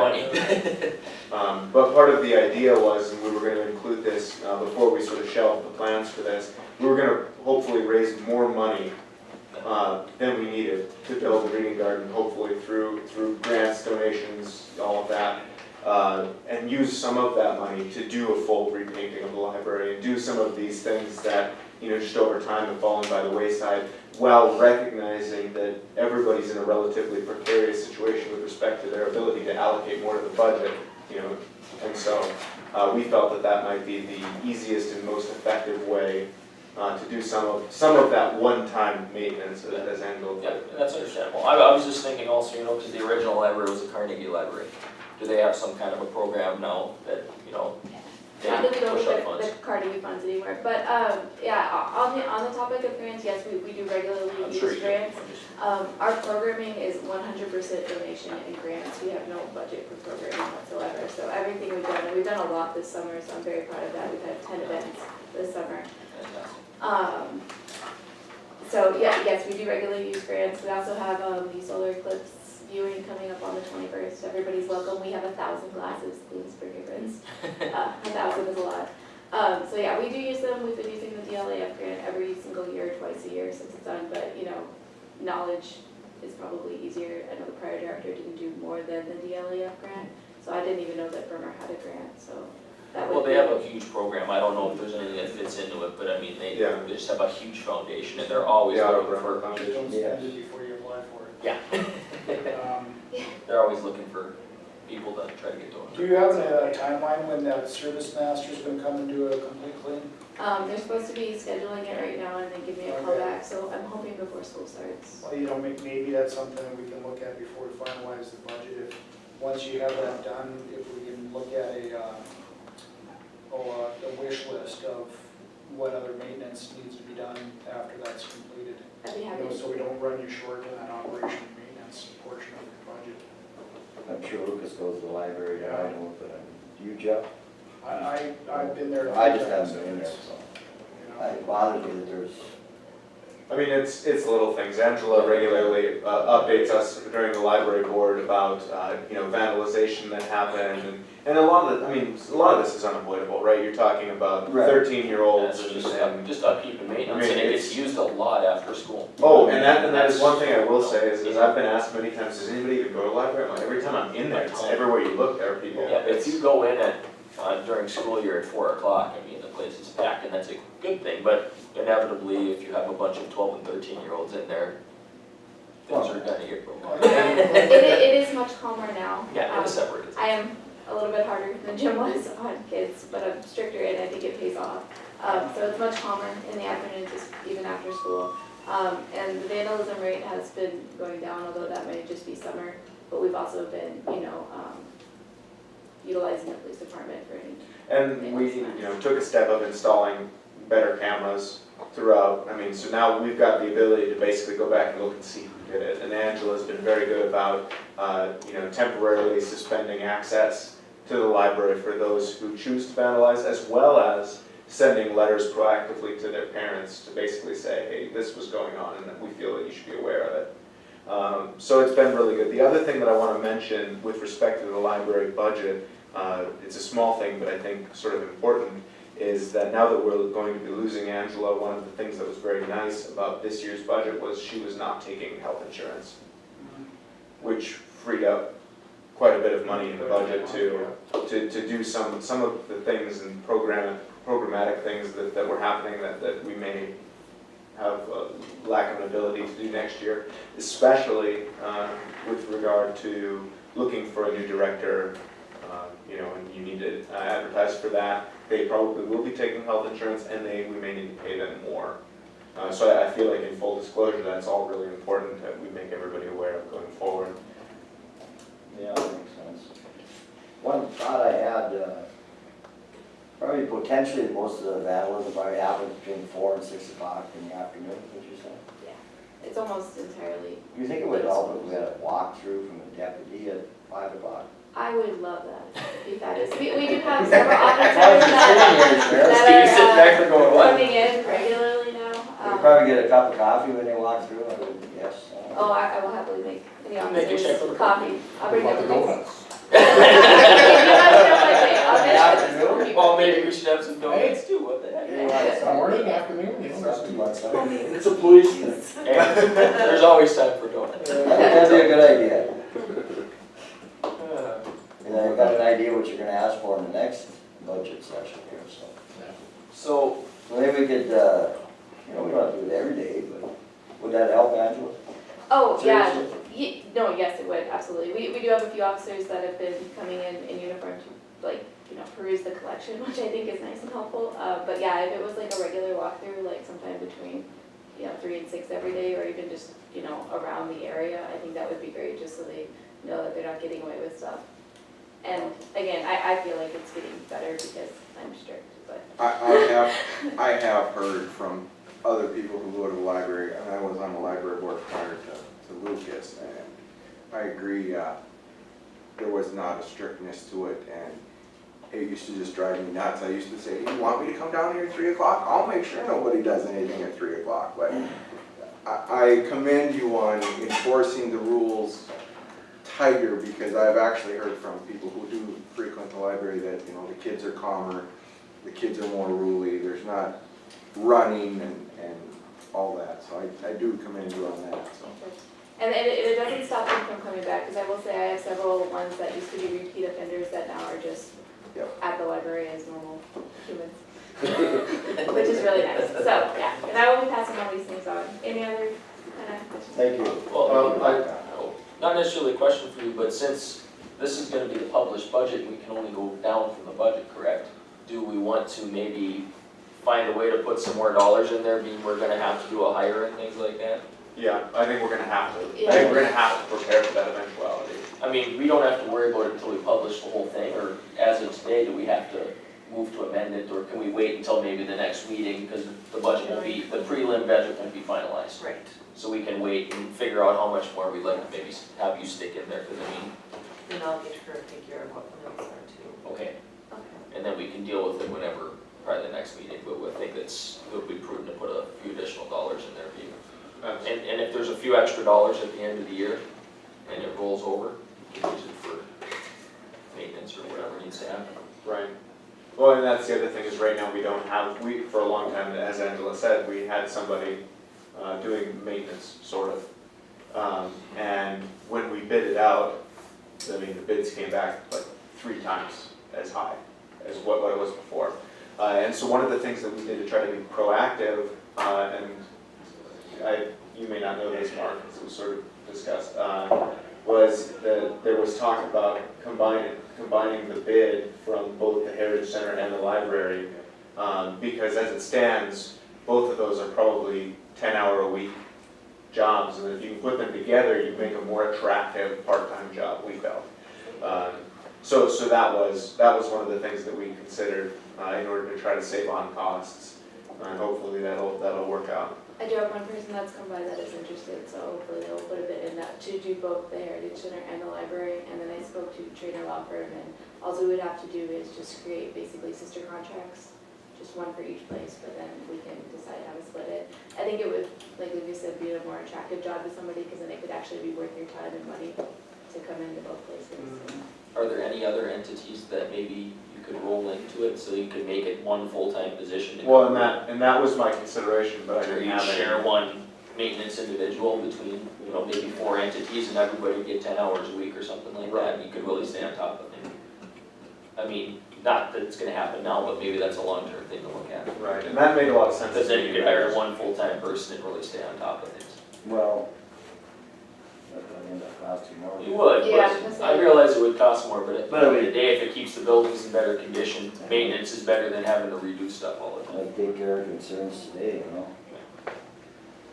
Well, all of that said, I want to, make public that I really have appreciated working with Angela, and that she's done a really, really phenomenal job for this library, and it'll be a very difficult task to try to replace her with someone who can conduct themselves as well, and, she's been a great asset to this community, so. Thank you. When are you leaving us? I don't know, I will stay until there's a new director. Okay. And we have had a couple weeks together, so I can show them the ropes. So I would say maybe end of October or so, but just, I care about Devil's Lake and the library, so I'm going to stay until somebody is here that can take it properly. Okay. Great, thank you. Thank you. Thank you.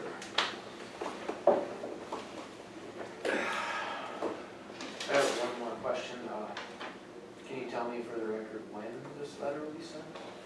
All right, or something? So it's- I'll work on it today. Yeah.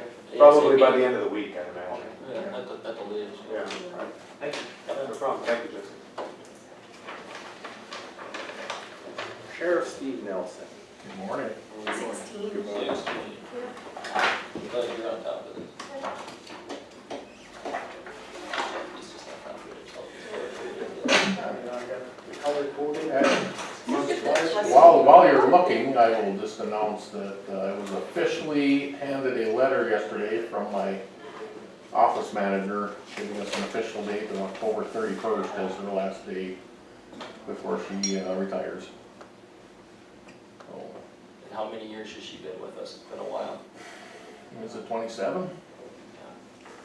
We're losing a lot of We're losing- quality institutional knowledge there. We're losing a huge asset to the county. Yes. And has been for many years, so very, very excellent employee of, yes. There's not enough I could say about her, so. It's gonna be a hard one to replace. Large shoes to fill. Very faithful. Yes. Very faithful, very willing to go the extra mile and not ask for nothing, so, in addition, so it's gonna be hard. Anyway, in a nutshell, my budget, the only changes that were made were because I'm requesting to expand our department by 1 full-time deputy. And that's where the salary changed, that's where the vehicle capital outlay changed. All the changes basically were done to accommodate 1 more full-time deputy, going from 5 to 6. deputies for our department. Over the years, we have seen a dramatic increase in the requests and duties that we've been asked to do. I know that in just the past couple of years, everybody's seen what the state has been doing as far as reducing, well, those services still need to be provided to our citizens. And we've also seen an increase in a lot of our courtroom activities. The law enforcement center used to help us with transporting individuals to medical appointments, things of those nature, which they are no longer able to do, which requires us to do it. So with an additional deputy, that would take you up to 6? And with 6 full-time deputies, yes. Which, right now, it just, in basic terms, we run basically 2 shifts. We have 3 on one, 2 on the other. The third guy on the other shift is kind of a floater that we kind of rotate between the 2. And make up for vacations, sick days, extra time, any special events, we juggle, you know. So bringing it to the 6 would actually put 3 and 3, which would, you know, give a little more stability to both of them, actually. We could increase, we're gonna increase our presence on weekends for, you know, because we have an extra officer out every weekend.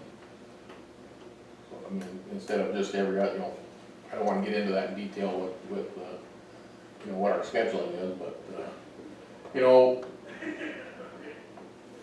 we have a very limited amount of time to do the policing, you know, the work that I think we should be doing because of all the duties that we're required right now. Transporting for court, transporting out of town, which we do a considerable amount of. It's usually several times a week that we have at least one person on the road somewhere, whether it's Bismarck, Jamestown.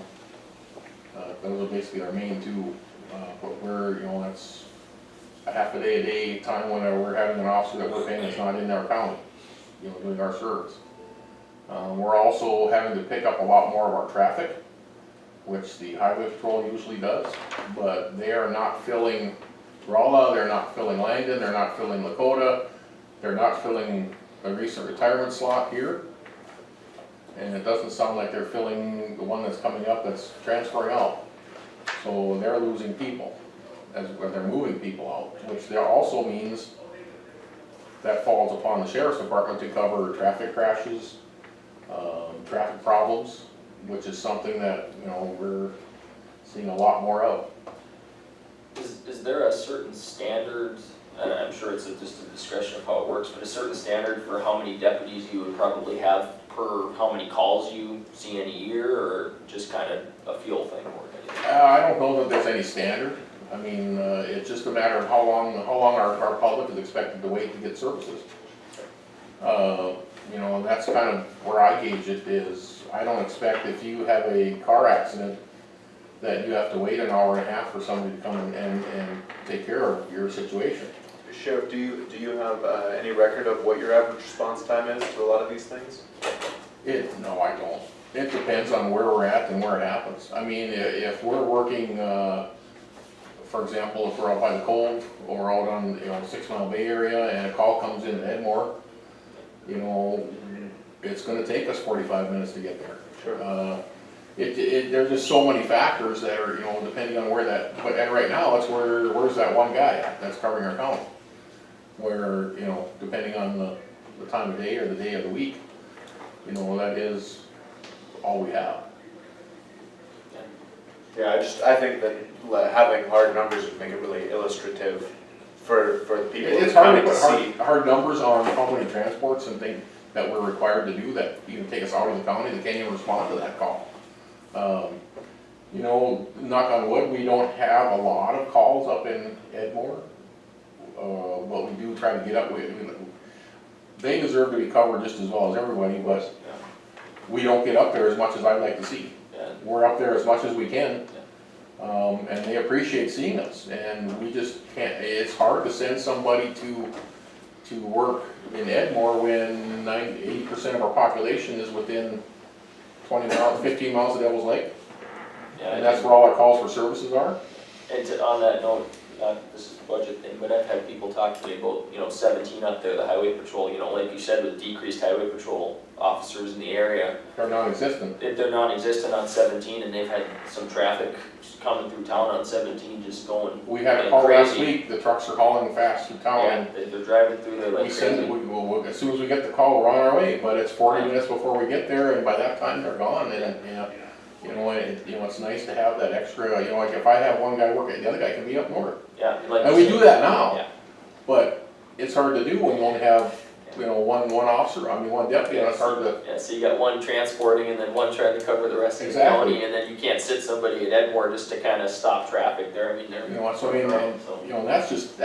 That's a minor portion of it, Exactly. the transporting and all the court we spend half, or a third of our day, 2/3 of our day in court, going from the jail up here, every half hour. Mondays, of course, court's held down there, but we still have hearings up here in the afternoon for other things. We might take 5 or 6 people up in an afternoon for a half hour each, and be sitting there, because we're having to guard prisoners. And then in addition to that, we still have to do we're required to respond to all these other incidents as well.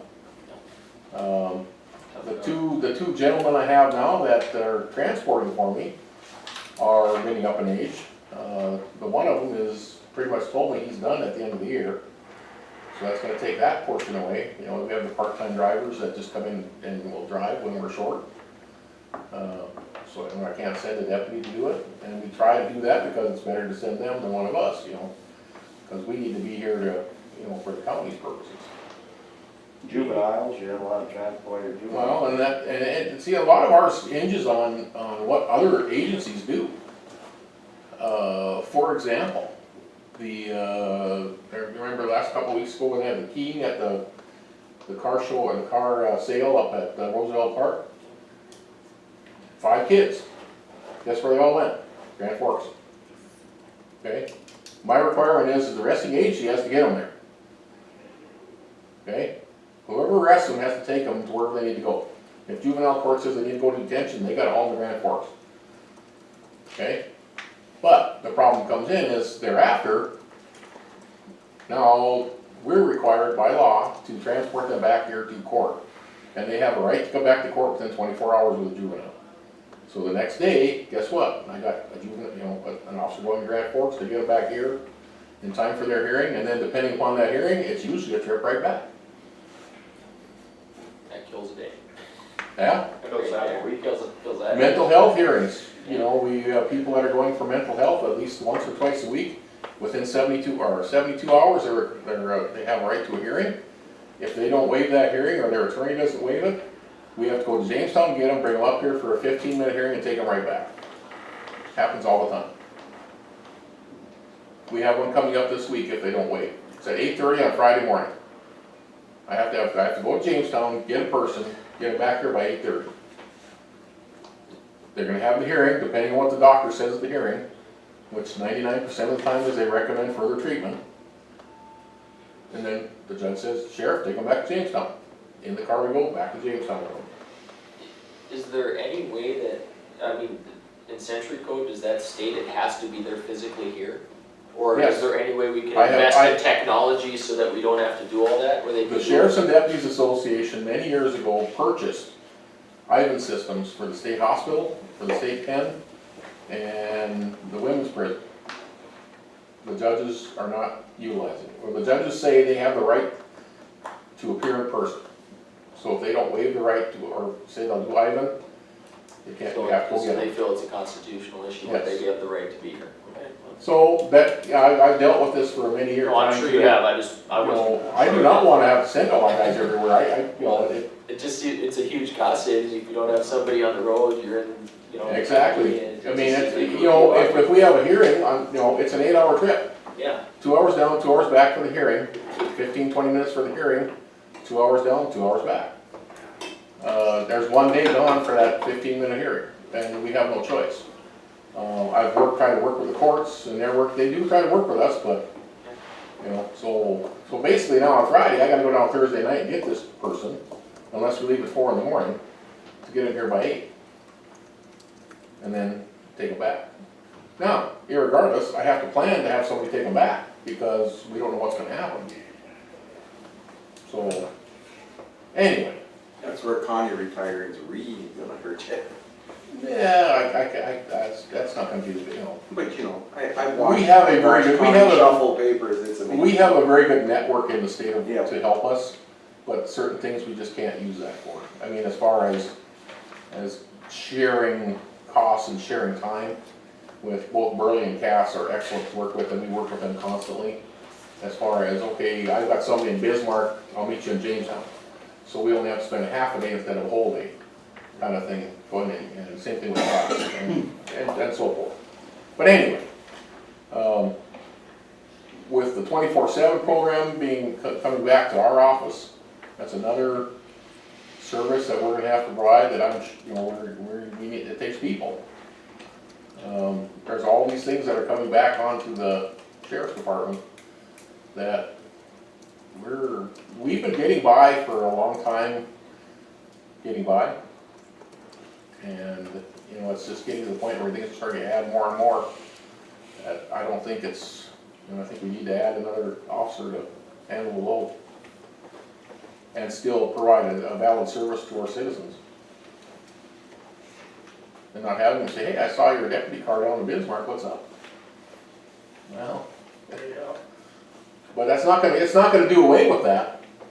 But we're still gonna have cars here and have people, I don't expect somebody to have to wait an hour for somebody to respond from Rugby from the highway patrol to answer a call for a car where you hit a post or and bumped into another car. And that's kind of the answer I've been getting from them, is they don't have the numbers here, they say. But that's why they're reducing staff, but we still have to provide it if it happens. You don't see a drug task force fee going up?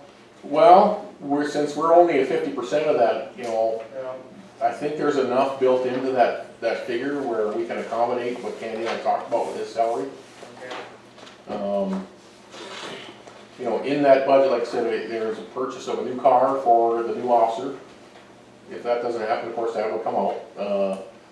I think I put in $40,000 for a starting salary for that individual, which can vary. Brand new, out of the academy, no experience. Their starting salary is about $35,000 to $36,000, roughly. So that gives a little bit, not much wiggle, but a little bit of wiggle. Somebody with a couple of years decides if we get this through.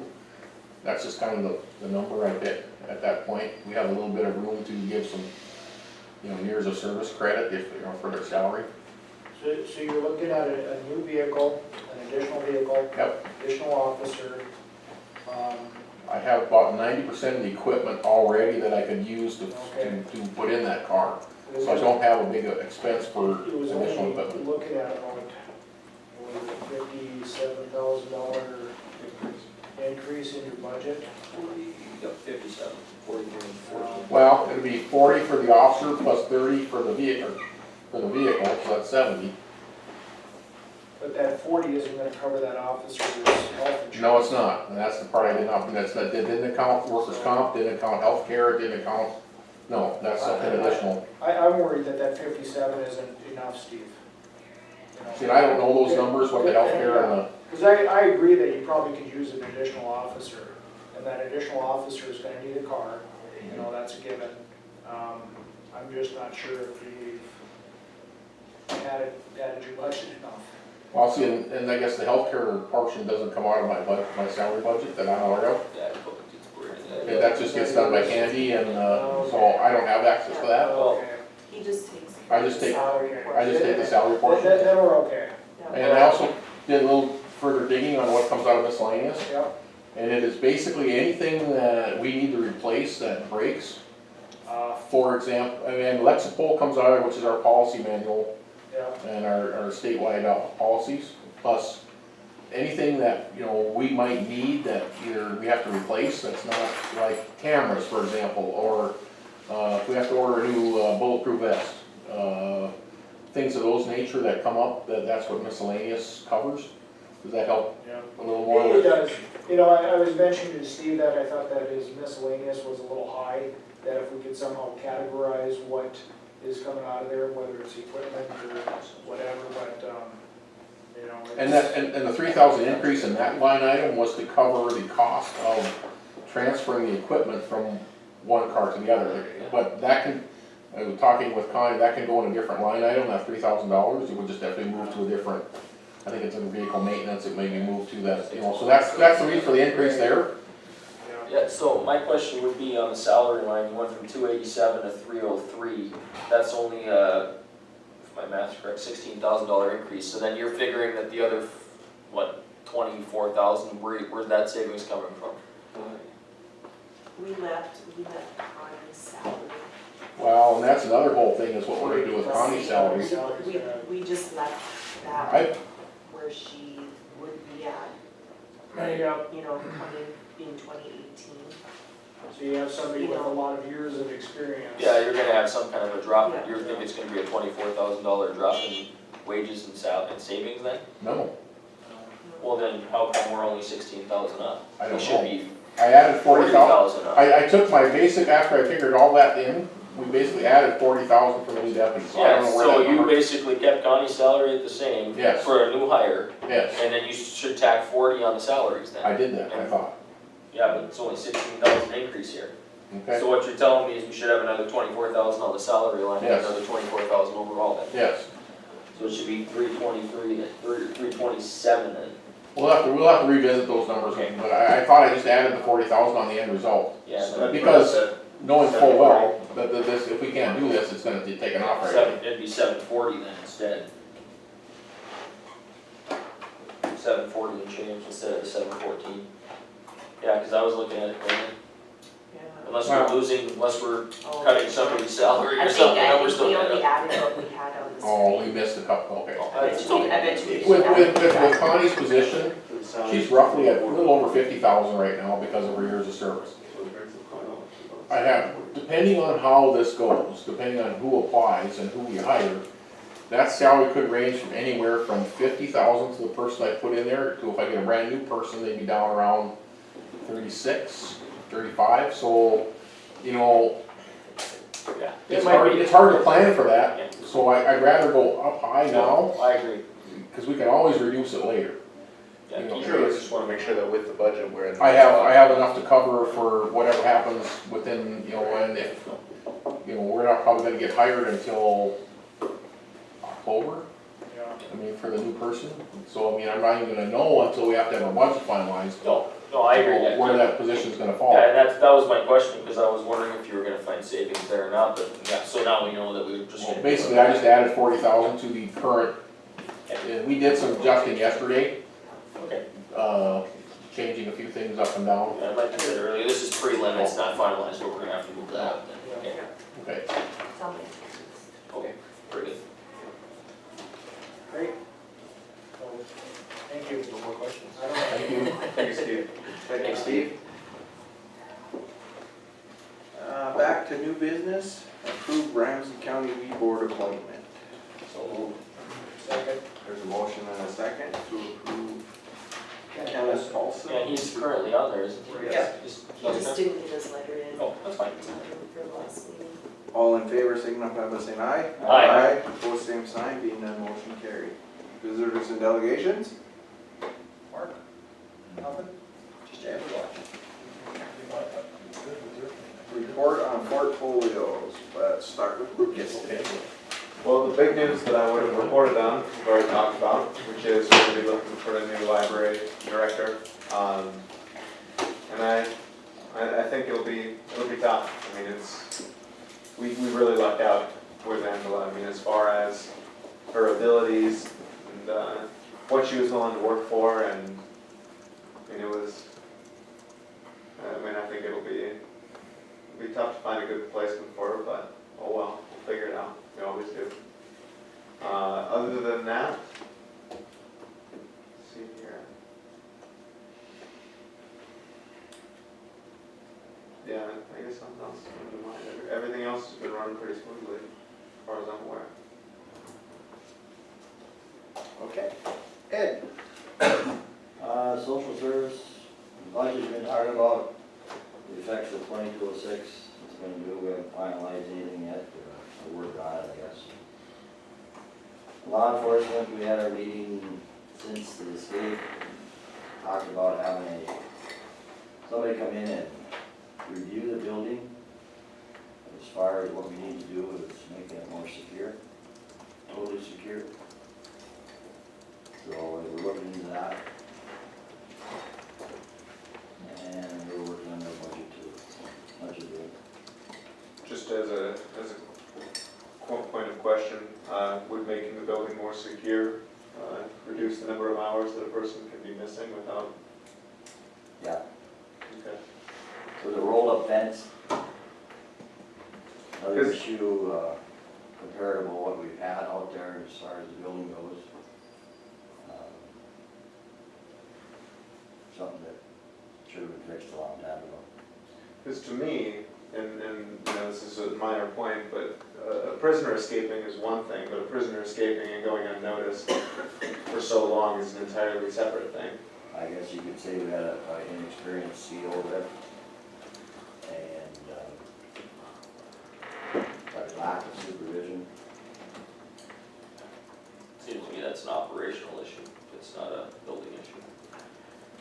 Well, the fence started the whole thing. Yeah, it did. Well, that's where I'm getting at, the building, you know, just make it And really secure. as a result of that, the captain did Yeah. resign. Yeah. Sure.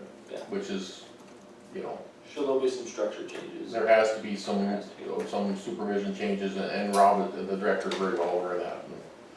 So they're Well, already working on it. No, but that addresses your question, I mean, as far as, yes, you're correct. Yeah.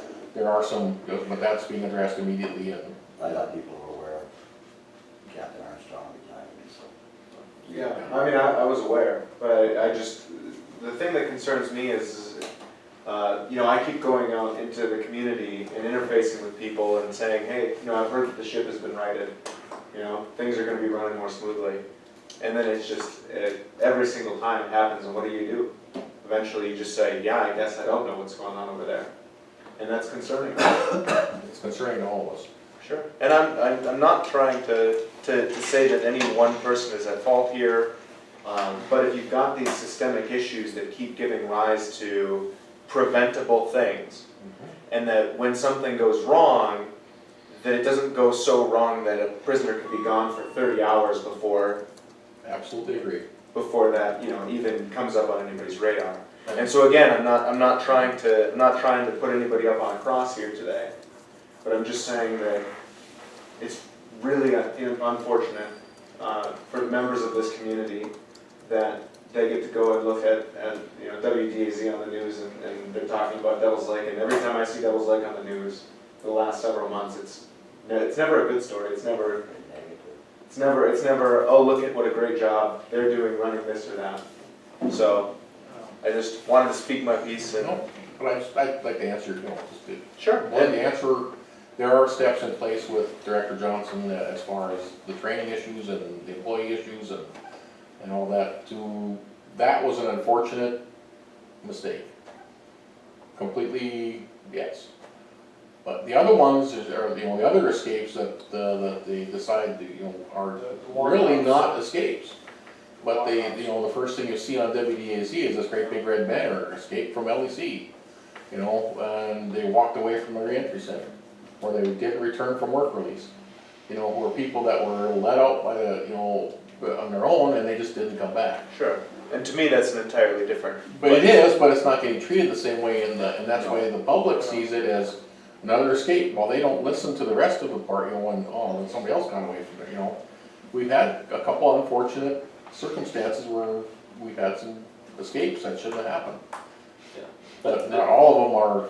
Like you said, I think the general populace has a misconception on how the center works, because they don't differentiate the reentry center from the law enforcement center, jail portion of it, because like after the last reentry center, you know, you go on like Facebook and they'll have a thing on there at WDA, and then you go underneath and people are, oh, I let another person still. No, it's a completely different thing. Completely different, and we people do don't have understand that. several, you know, but, you know, Grand Forks, you don't hear about it because they don't have work release and they don't have the reentry center, neither does Cass County.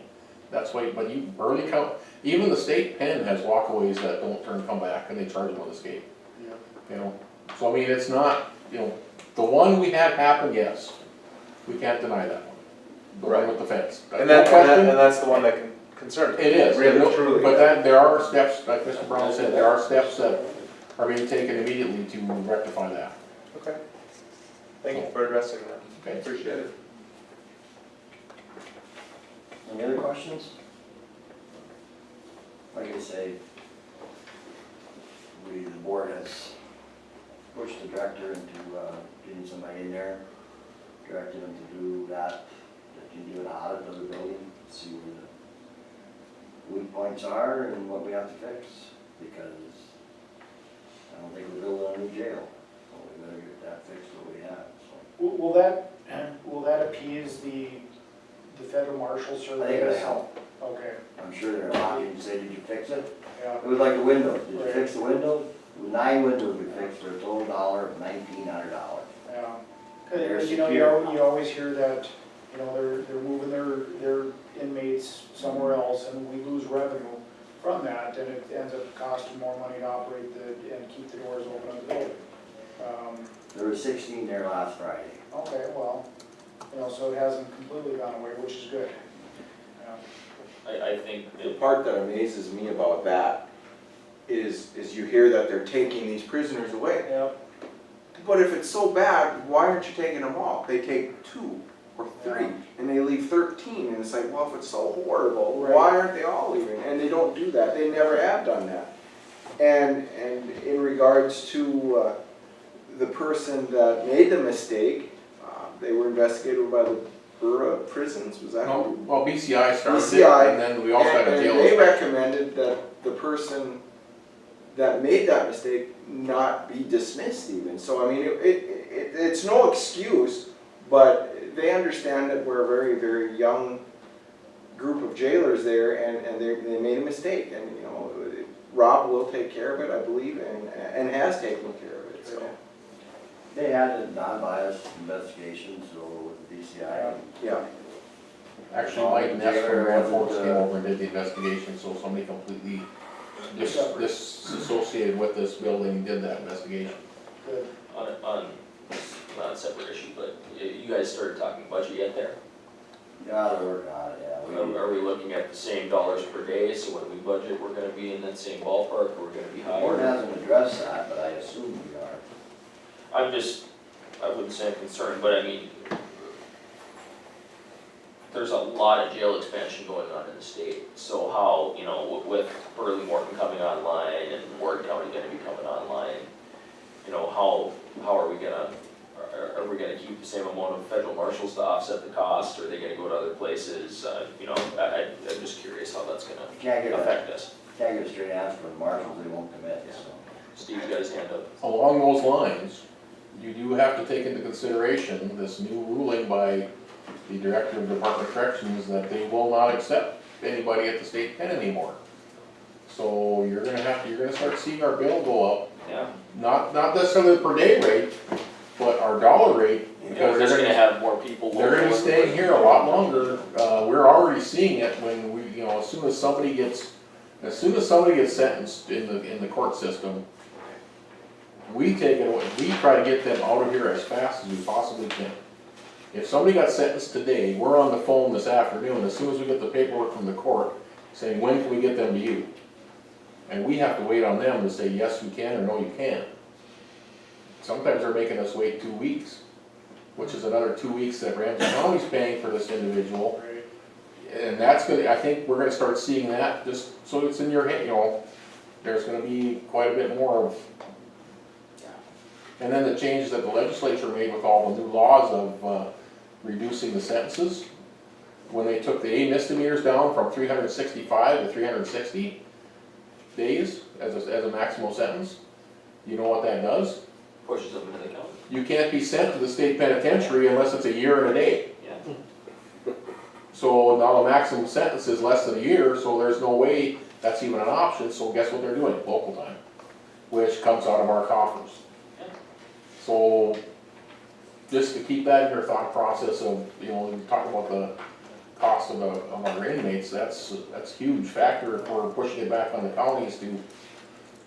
And it's not a reason to harp on it, it's just we've had this discussion many times. Yes. How Yeah, can we yeah. find a way to not put people in jail and actually proactively try to affect change instead of just Exactly. sitting on that hamster wheel? But there's a lot of things that are happening Hopefully we're that are gonna get not, started on that it, are beyond our control. It's just it's a struggle. But I can't see us downsizing or. No, the cost isn't gonna go down, we know that, it's just a matter of how much are we gonna go up. Yeah. We'll have to have some cushion, I'm sure, so. I guess that's all I have, unless there's other questions. Rob's working on it. The board has a great deal of faith in him as director, so. We're taking steps forward, I hope. I don't have anything, you know, we talked about extension, other than, you know, achievement days went really well. You know, we had a whole bunch of kids participating at the state fair with their exhibits and their animals. I know Mr. Brown's grandkids were over there. I was up to watch him. Yeah, Good deal. you know, so, you know, Adam's kids are too young yet, so, you know, but, and other than Bill being gone, you know, he certainly apologized for that, but we wanted those unavoidable things. And then that tour, I think it sounds really interesting for those extension agents to get down to Nebraska and learn, you know, a little bit from a different university system and what they're doing down there with some of their crops and you know, similar crops to what we're doing up here, so. Sheriff, you know, Steve, we talked and, you know, I don't think there's anything surprising. I think it's gonna be, you know, difficult losing Connie, but, you know, everybody has a right to retire, so. Can't force her to You stay. can't force her to stay, that's right. And, you know, the chamber. tried. Chamber's doing some different things and trying different things, and they're always trying to revitalize and renew and build up, you know, keeping people, businesses involved and people involved with the community and that kind of thing. And I think they had a 3-day crazy days last week. I'm not sure how exactly it went, but I think it went as good as could be expected. Let's see. The building looks nice up there, now that they got the paint done on it, and the new sign's gonna go, is it up yet? Not I yet. haven't been out there for a while. You know, I had an email yesterday from Casey that they're still working on some of the renovations, interior, exterior, and once they do, they'll announce that and they'll have an open house barbecue. Yeah, they needed a facelift out Yeah, there, it was they getting did. pretty tired looking. Yeah. So, other than that, I think the water issues are, you know, the pumps are not running as full as they can because of some sulfate constraints in on the east end, you know, right at Pekin, they test the waters coming out of there and they're a little high on the sulfate, so they had to back down the east, and the west is still operating at full speed, but the east is operating, I see they're down at about 87 CFS out of their yesterday, so barely operating out of the east end, so, yeah. But with the dry weather and the Cheyenne's virtually got zero flow, you know, prior to Bremen, where the water's flowing in from the Cheyenne there on the west end, you know. And we, you know, years past, we have run into that sulfate problems on dry years, whereas Cheyenne has higher sulfate constraints than what we have in our own body of water, so very difficult to meet those blending requirements. Other than that, everything's going good. Thank you. Adam. County Housing Authority, not a whole lot to report. The occupancy rate has been going up, we've been doing a good job of flipping over units quicker so we get people in there. So we're doing a good job there. For Devil's Lake, Rachel gave a good presentation on the budget.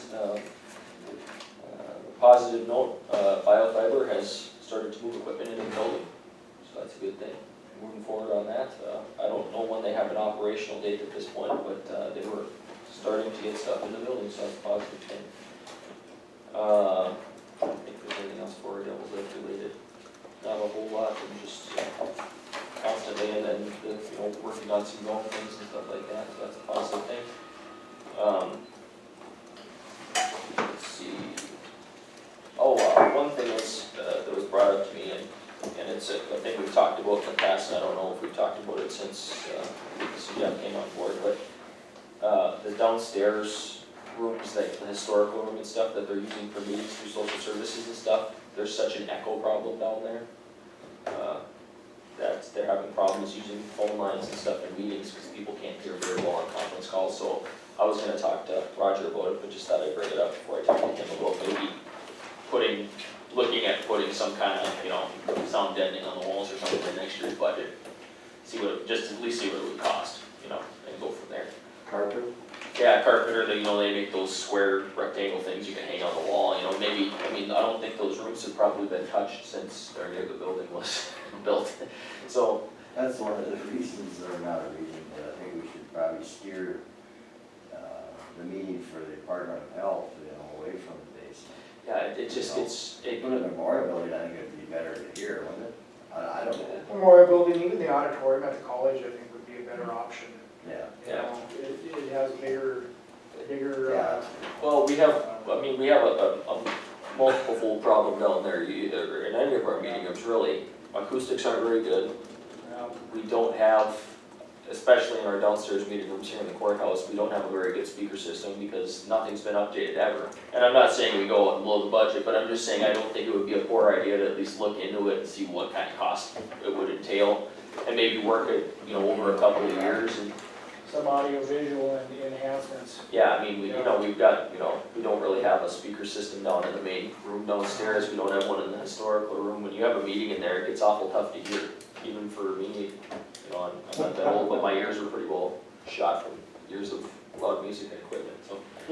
You wanna talk to Roger about that? I'm gonna visit with him, but just, because we talked about it a little bit, man. Maybe you can look around. Look around and just have an idea what, Quotes or ideas or. because I don't know what his plans are for the, the fund that we use for courthouse improvements for next year is probably already earmarked, but. He decreased it, Yeah, so maybe we should talk about it, and we can visit about it with him when he comes in here, but I figured just give him a heads up on it.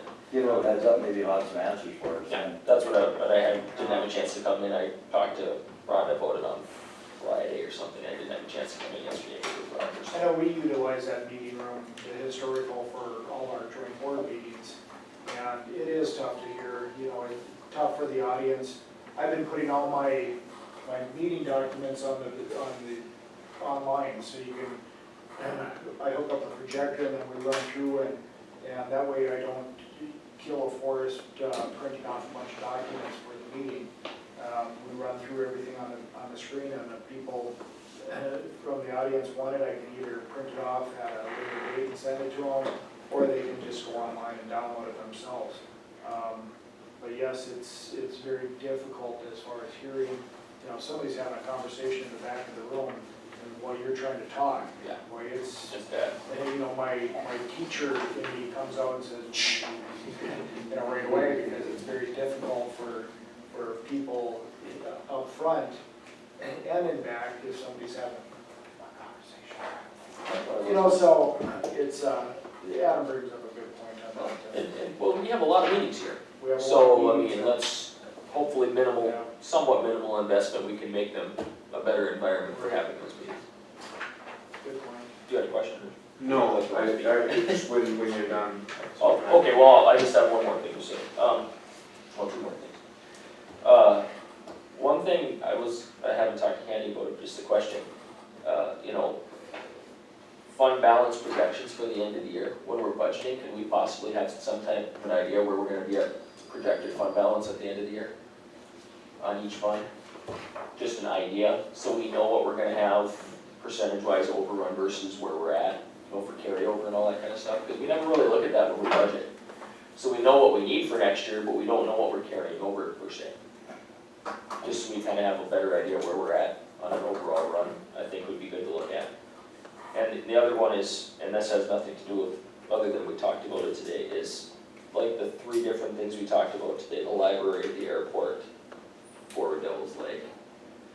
Our rural mills are the three things we use rural mills to fund versus an overall mill.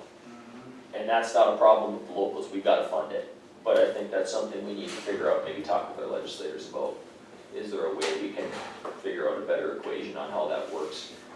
Because the county disproportionately funds services in Devils Lake on a rural mill versus a city mill on some of these things. And is it possible we could find a better way to make it happen? I don't know. I'm not saying that it's a bad idea, that we need a library, we need to fund it. If I had a choice, we'd double the library budget, make a bigger library, because I like libraries. But it doesn't make a lot of sense that the city of Devils Lake contributes the same or less dollars than the county when all of ours are coming from rural mills, so somebody in Edmore is disproportionately paying for the library in Devils Lake. That doesn't make any sense, just from a process standpoint, but there's nothing we can do about it because that's a state law and that's, the library has to derive their funding, how the state says they have to derive it, but it's just something I wanted to say, because it's something I've sat here and thought about for a while and said, how can we fix it? I have no idea, other than maybe talking to our legislators about, is there a way we can change how these things work? And I'm, you know, just a point of something that's bouncing around in my head, so. That's all I have. Thanks. So I did think of what it was that I had wanted to bring up, and it's sort of just related to a greater county issue. So one of the things that we've become aware of as a commission, and I'm glad that we're already taking steps to address it, is the growing opioid epidemic here in this community. Something that I was made aware of at the last district health board meeting that I wanted to share with you all and publicly, because I think it's so startling, is I was told by the director of family planning that 70% of everyone who comes through the door, representing a broad demographic range of people, and from all around the lake region, 70% of them are positive for STDs. And on top of that, most of the transmission vectors for those STDs come from dirty needles. According to the director, that we've got Hep C, really high rate. In addition to that, something that she was incredibly concerned about, and I share her concern, was she said that she had her first ever positive case of HIV come through the door.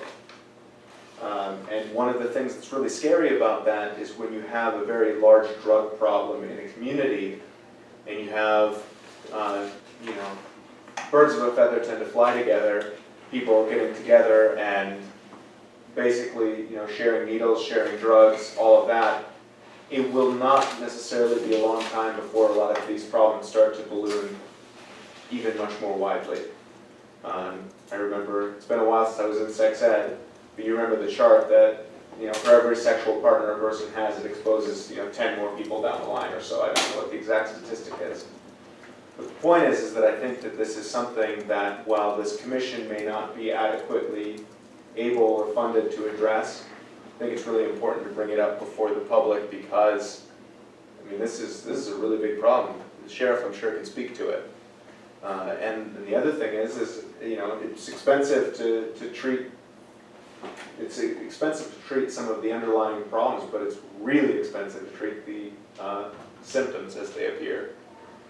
And so I wanted to bring that up to mention to you all again that I'm concerned, because when the social services director says that a quarter of all babies born at Mercy Hospital are born with substances in their system, and you're talking about the vast majority of people going to family planning testing positive for STDs, and you're talking about the first case of HIV appearing in this area, it's scary. And so I don't mean to be doom and gloom, but I did want to bring that up. Back to you, Chairman. Okay. Not a whole lot for me either. Heritage Center's running well. We talked about the LEC. Haven't had a fair board meeting. As far as the courthouse business going on, me and Candy talk every other day or so, and talked to Stacy, and everything's running good there, and we talked to him today too. Kristen in the basement there, you know, everything's been going okay there. She's looking for money. Other than that, everything's been pretty quiet around the county, I believe. So if there is no more information, announcements from anybody? Move to adjourn. Second.